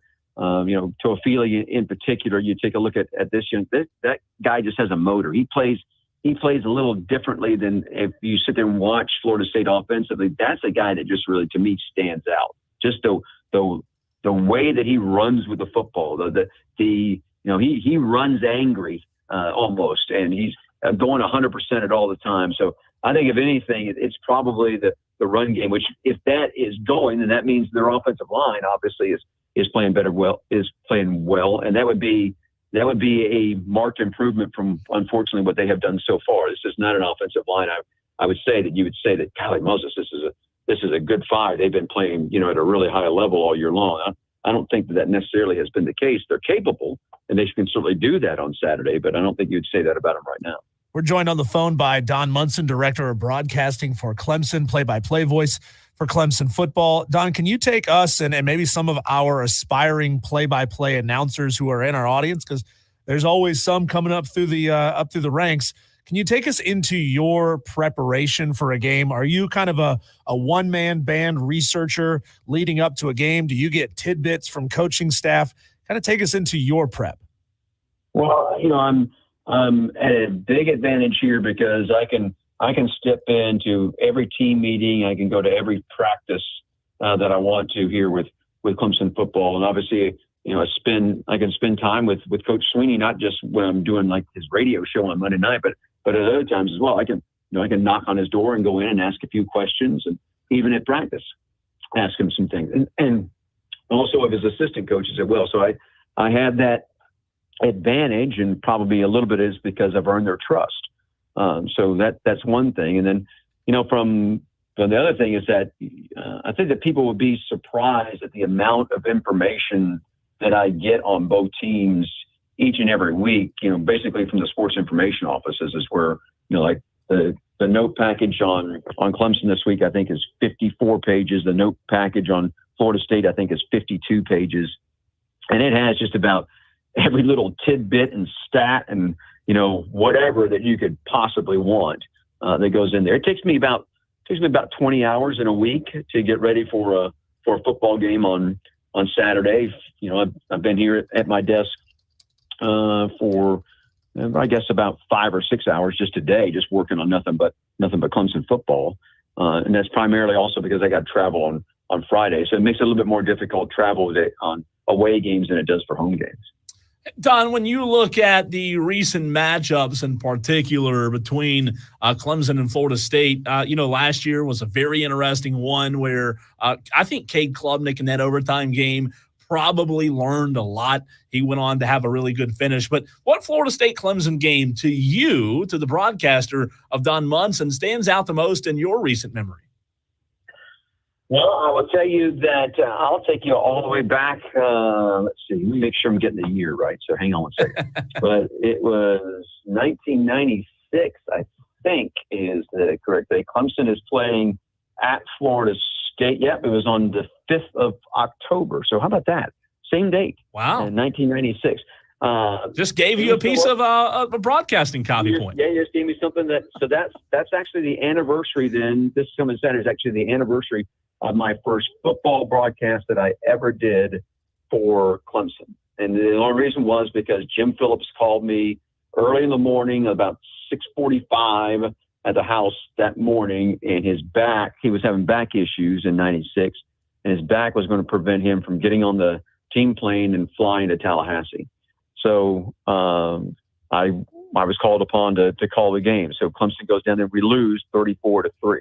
All right, so we lose that game. And then the next week, he also did not make the trip to Duke. So I called that game as well, and Clemson won that game 13-6. But it changed things for me, and as far as what I was doing for the network, those 2 weekends back to back also just changed things for I think the way that people inside the athletic department saw me at that point in time. And even though I had play-by-play experience at App State, I don't think that a lot of the athletic officials at that time understood exactly what all that entailed, and I earned myself some pretty good cred with those two games, and it's part of the reason that I have the job that I have now, and so that's you're right. I hadn't not even thought about that, but it will be Saturday is the anniversary of that game that I called in Tallahassee. What about the one that sticks out most to me, Don, where Terry Don Phillips had to make a few changes to the goalpost the next year because of the landmark 26-10 victory over number 3 Florida State back in 2003? Yeah, that one was pretty amazing. It was pretty amazing from there, and because of my first year of broadcasting for Clemson was 94, and then just because of jobs that I've had, I've been privy to a lot of things, and not only that everybody inside the stadium has seen, but then also behind the scenes stuff. So there's a lot of stuff I never will forget. In 2010 when Florida State kicks the 58-yard field goal or whatever it is to beat Clemson 16-13 in Tallahassee. And I came walking in, was right behind Coach Sweeney as he came through the doors of the visiting locker room. And Daquan Bowers was just like he was in a corner and just, not in a good state. And Coach Sweeney just going over there and kind of kneeling down with him, putting his arm around him and just, kind of talking in his ear a little bit. And, trying to get this young player out of the doldrums. So that's the kind of stuff that I have gotten to witness that probably sticks with me more than actual things that have happened or plays that have happened. It's the other stuff that for whatever reason sticks with me. Don, a couple weeks ago, we had a chance when the Carolina Panthers held their Fan Fest at Death Valley to bring on Anish Shroff. And he told us, talking about the difference between calling college football games and calling Panthers games. He said in college football games, you're just hoping for a good game. You don't really care who wins either way. When he's calling a Panthers game, obviously he is the play-by-play voice of that team, and he roots for the team to win. How hard is it, as you are the play-by-play voice of the Clemson Tigers, how hard is it to not kind of put all that disappointment out on the air? And I know Clemson hasn't had very many of these games since you've taken over, but when a game has a sudden change and doesn't go your way at the end, how hard is it to hold back that disappointment as a play-by-play voice? Well, I think it's hard. I think it's very difficult. I'm sure there are some people out there who don't think that I'm Homer enough to be honest with you. And but you have to be a professional on air. But I think you also need to be truthful. I mean, your fans are turning in to listen to the Clemson side of things. I mean, they are. They want to hear. They want you to look at it through orange-colored glasses, and I understand that. And I think that I do look at it that way. But I'm not going to sit there and blame officials for something that happens, unless it would have been like Virginia Tech and Miami, because that was just a complete farce as far as I was concerned with what happened at the end of that game, and then overruling a touchdown call. Then maybe, but it's difficult at times. I probably learned my lesson though at App State. I can tell you I said some stuff on air at App State when I was a very young broadcaster. You can remember I started there right after I graduated, so I'm calling games at the age of 24 on air, and there were some things that I said on air that I got called to the principal's office about. So do you remember what any of those things were, Don? Huh? Do you remember what any of those things were that got you called into the office? Oh yeah, believe me, I know. I know. Can you share any of them? No. Those will remain. No.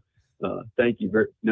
I'm at the age of 62. I can remember though what a 24, 25, 26-year-old said on air, and it was inappropriate for what I said on air. Don, I know that every time we close out our interview with you, you say you're happy to come on and spread the gospel of the Clemson Tigers. I want to give you an opportunity to do that here. I saw a lot of pictures on social media immediately after Hurricane Helene came through where Clemson opened up Little John Coliseum for locals to come in and take shelter. Can you give us an idea if there are any efforts taking place on Clemson's campus and what Clemson is doing to maybe help out with some of those efforts as well? Yeah, if you go to ClemsonTigers.com, you'll find some information that is there. If you're still without power here, and there are still plenty of people here within like a 2 or 3 mile radius of campus that still don't have power at this time. And I actually went up to Hendersonville yesterday, and I can tell you that even you start traversing in Western North Carolina, we're like the Garden of Eden compared to what's going on up there. I'm just telling you, it's devastating. Just a brief of things that I've seen, but but just ClemsonTigers.com is probably the best way. There's all kinds of stuff that is there, and they're trying to reach out the community, and I'm sure there's going to be all kind of different groups that here on campus will start. As this thing grows, I mean, it's going to take a while. It's going to take a while to get back to some normalcy in our lives, and particularly when you think about the infrastructure that was destroyed and that kind of things. The folks that particularly like I said in Western North Carolina, they've got a long struggle ahead of them. But I know those folks. I grew up in Montreat, so my little town of Montreat was just decimated. So it's not anywhere close to what it was when I was a kid. It's just been destroyed. And it's sad to see. But I know those people. Those are good, strong, faith-based people, hardworking people. They'll get back, and they'll build back better. But it's going to take them a while to build back. Don, great stuff as always. We appreciate.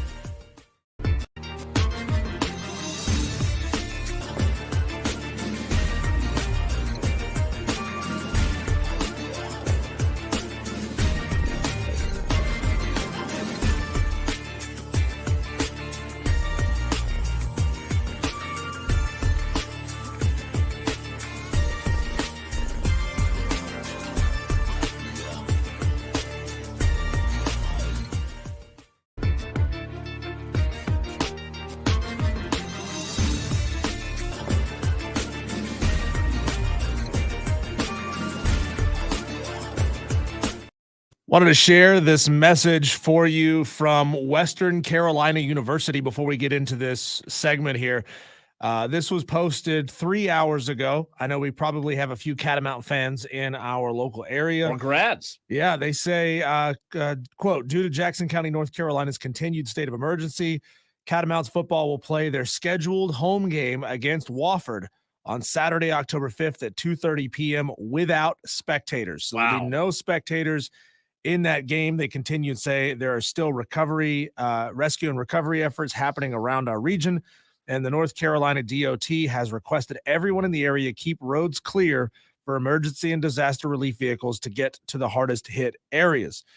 Campus officials are also sensitive to the impact the storm has had on our local community and the scarcity of resources in Jackson County, including water, food, electricity, and fuel, and do not want to take away those much needed resources to host a typical game day experience. You know, I mean, I think about it a lot on the high school level because I'm involved with high school, Diesel, but the college level, I don't know if people realize how much goes into a college football game. You know, logistics, resources, money. It is a ton. And look, that's a tough decision to make. I'll say this, kudos to Western Carolina for being able to play the game, all they've been through. Kudos to them. You know, in front of no fans, it's going to be weird, but I think it's the right decision. That basically they're saying, look, we're not going to ask anybody to come to this game and work it, right, that doesn't have power or can't get there. That's a great decision in my mind. We don't want you know, tens of thousands of fans making their way to Cullowhee, clogging up the roads. They also, you know, they have a better idea of what the road conditions are in and around Cullowhee. I think here in the upstate, a lot of our roads are cleared now. We have traffic lights back on, but that may not be the case in and around Cullowhee and some of the main ways that people get to Cullowhee. So I understand the decision. I understand if we have any, you know, Catamount fans in our audience who are disappointed by this decision. We asked the question ourselves, why wouldn't they just bring the game to Spartanburg and play it? But then again, you know, we don't know the situation specifically around Wofford. And then again, Wofford would then have to put on all of that, right? That they didn't have planned to do, you know? Exactly. So just a little update for you, what's going on there. Here's a big potential update, Cole, going on with college football. Do you remember a couple of weeks back when we brought up the name College Sports Tomorrow? I do remember the name. Yes. It's an organization created of influential college football members, of athletic directors, of hedge fund managers, you know, big money people. They are proposing a massive and drastic change to the structure of college football. I don't want to get into it here just a little bit. I don't want to go deep into the weeds and read through all of the information that they have posted, Cole, but I want to kind of wrap it up for you in a nutshell as best we can. If you want to read the whole thing, look for Nicole Auerbach on Twitter. She did a fantastic job covering this. In a nutshell, Cole, College Sports Tomorrow, who are a group of influential and progressive leaders within higher education and sports, has proposed streamlining college football into a national league known as the CSFL, College Student Football League. They propose a structure in which the top 72 programs would compete in the Power 12 conference, and the remaining 64 would face off in the group of 8.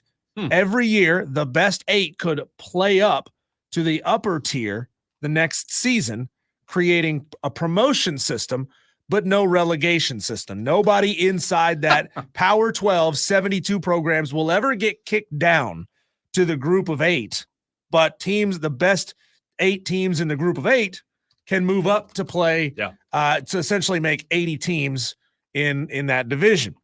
This would only apply to football. Every other school would stay where they are in every other sport or return to their traditional geographically relevant conferences in other sports. So think about that. Bringing back the old Southwest Conference, putting Maryland back into the ACC, though I think Maryland would probably be one of those 72 teams that are in.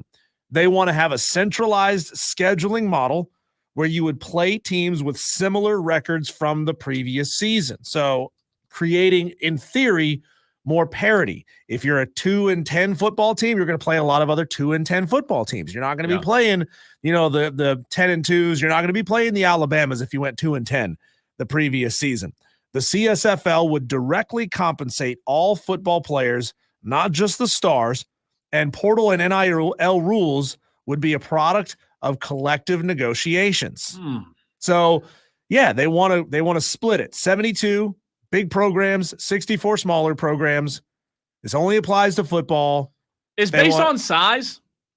They didn't really say. I was going to say, yeah. They didn't really get into how exactly they do that. I mean, are they going to go off of the best records for the past That's what I was 10 wondering. years? Are they going to simply do it based on budgets? You know, the top 72 budgets in college football. That's really, I mean, this is really kind of a silly way to divide up college football based on essentially the haves and the have-nots. Well, you'd have to use budget some way, right? Because if you want it to be fair, I mean, you can't. I mean, look, there are. If you look at enrollment, Diesel, I don't know how the enrollment numbers versus the budgets of each school and what they can do. I don't know how all of that compares, but I would think that if that were to happen, financial numbers would have to be a big part of it because it have to be an even playing field. Yeah, to me, it would have to be a combination of factors. It could be budget, it could be endowment, it could be student enrollment, it could be success over the last 15 seasons, however you want to look at it, to try to come to sort of an algorithm to determine who those 72 teams are. That'd be so crazy. Here's the problem, Cole. This is going to get sued into oblivion the moment a structure like this goes into place, unless this College Sports Tomorrow could get some form of congressional waiver, essentially. I forget what the terminology for it is. Yeah. But a congressional waiver on the very obvious antitrust issues that this would raise. The legality of trying to create a structure like this would be challenged to the day end of time. You'd have all the teams that are just on the outside who think, no, we deserve to be in there. For example, think if Marshall was number 73, if Georgia Southern was number 75, these teams that, say, whoa, how come the school that we've been playing all along, they get pulled up into this league of 72, but we got left out here. We've beaten them a lot. So here's where this gets sticky, Cole, and here's where I think this gets really interesting. So I read a long thread from David McKenzie, who is an intellectual property lawyer. Oh, that sounds smart. Smart guy. Who's from North Carolina. He went to law school in North Carolina, but he's actually from Clemson. So he's a very smart individual, raised with good stock, as they say. He posted a lengthy retort claiming that this proposal would raise legitimate antitrust and unfair competition concerns. Now, when he laid all this stuff out, Cole, it was a lot of legal jargon. So I'm just going to keep it Spanish as simple as I possibly can. Translate, please. Number one, he says it's going to be sued. And these are all ways that people have sued antitrust situations in the past. Number one factor that will get this thing sued is called market allocation. It's basically when you divide a market, divide all these teams into a fixed structure. You can't put all of these schools that are operating in the same market in a fixed structure. So that would be one way that they could sue and probably win. Number two, it creates codified barriers to entry. Like the rules are set. If you are in, you stay in. Yeah. If you are out, there is absolutely no way for you to get in. I don't know if I like that or not. Like to legitimately get in, right? Yeah. Get in and stay in. Let's say you're the best group of 18 for 10 years running. You're never getting into that group of 72. No. It's never happening. And then there's just the group boycott where they split those 64 teams off and say, we don't want to associate with you anymore. You're over there now. Yeah. So first of all, first things first, the structure as proposed. Does anything in that interest you? No, I really don't. I think there's too many what ifs. And if it were more of a clear plan of how it would look, that's very infant stages, right? Like, obviously not a ton of details there and how it work. Come back with a clear plan of how they would be broken up, who would be where. I want to see some detail on how they're classified. Then maybe I'd have a little interest. But right now, off the top of my head, I don't see what are the pros behind. What are the pros there? I don't see any pros there. The biggest brands get to split off from the smallest brands that they don't want to associate with anymore. Yeah. I mean, that's essentially what it is. Yeah. It's the creation of the new FCS. And this is something that I know Group of Five fans have been terrified of. Terrified is maybe not the right word, but concerned about for a long time, that the Power Five schools want to break away and not play them anymore and leave them behind, creating a new division. I'm shocked that when the split happened, what was it, in the 70s, that thing didn't get sued into oblivion back then. Yeah, it's true. You know, so I think this proposal sucks. I think it would get shot down in a heartbeat. They can apply for some sort of federal exemption from the antitrust laws, and maybe you could get some congressmen and senators on the take who would be willing to push this thing through. But man, this thing would get sued so fast. You know what's bad? And look, I love this movie. It's one of my favorite movies ever. When you say the phrase, the two words or three, congressmen and senators, or senators and congressmen, you know what movie? I don't know why, but every single time I hear that phrase, whether it's you or somebody else, the one movie that pops in my head, you know what it is? Mr. Smith Goes to Washington? Nope. Congressmen and senators. Just Debbie Does Dallas? Nope. Shooter. Oh, I love that movie. It's Mark a great Wahlberg, one. Great movie. You know, where there's Ned the Beatty. congressmen and the senators, and they're all fat cats. They're all on the take. Yeah. They're not the good guys. They're the bad guys. They are not. That's a great movie, by the way. It's an So old one. People don't realize how old it is. Don't say old one. It I is. remember when that movie came out. But it is. It's old. But it's still a great one. All right. The Atlanta Braves, can they win tonight, or will their season come to an end? We'll talk about it next.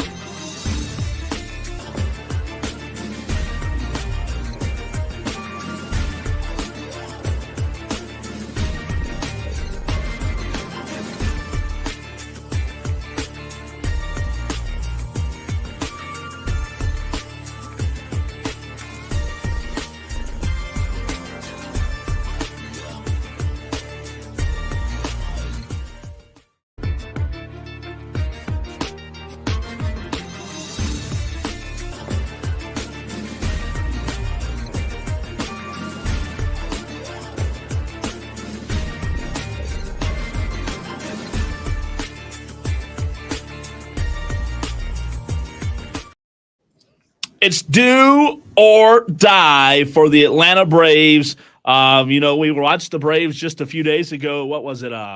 Monday. Yeah, Monday. When once again another Brave bailed out Brian Snitker's bad coaching. The Braves snuck back their way into the postseason, and the Atlanta Braves tonight, Diesel, against the Padres. 8:30.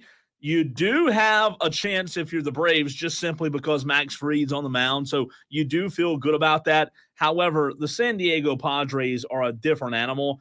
Fernando Tatis Jr. last night started the game off with a big home run.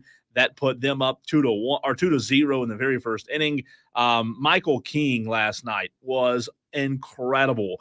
Michael King might be one of the most underrated pitchers in all of baseball. However, with Max Fried on the mound tonight, you do feel like you have a chance.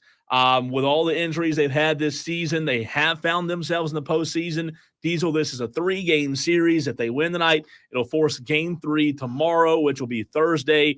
And if the Braves can somehow win that and knock out the Padres, maybe they can make a run. You don't sound like you have a lot of belief in any of this. You're just saying words that you don't actually believe. There's no soul behind it. It's fabricated, is what you're saying? Yeah, is that what? A little bit. Well, you know why? It doesn't sound like I believe it can happen. It's simply because I don't believe it can happen. The Atlanta Braves, they're toast. They probably lose tonight. But unless Max, here's the only thing that's sad about tonight's game. This is probably going to be Max Fried's last ever start, performance, appearance in an Atlanta Braves uniform. This might be, I'll say probably, this will probably be the last time you'll ever see Max Fried in a Braves uniform. I don't think they re-sign him. He's going to demand big money. He's going to go somewhere that pays him. And if the Braves decide to pony up, maybe he's back next year. But Braves fans, I just don't see it happening. Stephen Webb on the Facebook stream says Braves are going to the World Series. Wait, sorry, I had a flashback from a few years ago. Yes, Stephen, that was 2021. This Braves team ain't going nowhere, as they say. I don't have a lot of faith in this team. Just knowing the bullpen's banged up, knowing how banged up this team is, it's a wonder they got this far. Yeah, it's a wonder that, as this team started to slump down the stretch, the fact that they were able to cobble together enough wins to force the situation that they did. It's wild. I was watching the video of Brian Snitker's post-game celebration as they were popping open the bottles of champagne. Even he didn't seem like he was too impressed or proud of his team. So it's a weird feeling for this team, but hey, anything could happen, right? They can make a crazy run. It's baseball, man. I don't think so, but I don't either. But the one thing is, like, I've seen absolutely crazy things happen in the sport of baseball. And whether it be the Nationals run a few years ago out of the wild card spot to win the World Series, or, what the Phillies have done recently. It's just, I don't see it happening, man. I really don't. They're they have talent, but at the end of the day, making a run against the best teams in baseball, this to me, like, sometimes, Diesel, especially with March Madness, you can kind of see signs of March Madness Cinderella teams. I just don't see many signs that this Braves team can be a Cinderella team. I hope Max Fried's back next year, but I don't think he will be. It's going to be a long off season for the Atlanta Braves, and just a sour season and how it ended, especially with all the injuries. And it kind of felt like it was over a long time ago. But, we'll see. I think the San Diego Padres are one of the best teams in baseball. And Stephen Webb has already changed his mind and said, nah, actually, I was just having a flashback from a couple of years ago. Kevin Miller, he goes all the way back to the first segment of the show today. Cole, we talked about what if Deion Sanders was available? Would South Carolina fans want him in Columbia? He says if they replace Beamer, they need Deion. Perfect fit. Yeah, Kevin, if you missed that segment, if anybody else missed that segment, I thought we made a compelling case. Mm-hmm. Go back to the very first segment of the show. You can podcast it on thefanupstate.com. And so we obviously had some extenuating weird circumstances last week with Hurricane Helene making her way through on Friday morning. And there were a handful of Tolos who did not get their upset pick in last week, or at least we don't have record of you getting your upset pick in last week. If you're on this list of names that I'm about to read and you did send a pick in, please do me a favor. Please screenshot it, email it to me, diesel@thefanupstate.com. Text into the show. Let us know that you sent it in because it sometimes gets picked up in like spam filters. But Kevin Buggs, Ty Duncan 864, Notre Dame Nate, Isaac, Shane Connick, Chase G, Vance M, MD 75, Will G, Dab Daddy, Tron, Ethan Reed, Shane and Sugar Tit, and Nashty. We do not have your week 5 upset picks. Screenshot them, email them to me, diesel@thefanupstate.com. We appreciate you, Tolos. We'll see you tomorrow.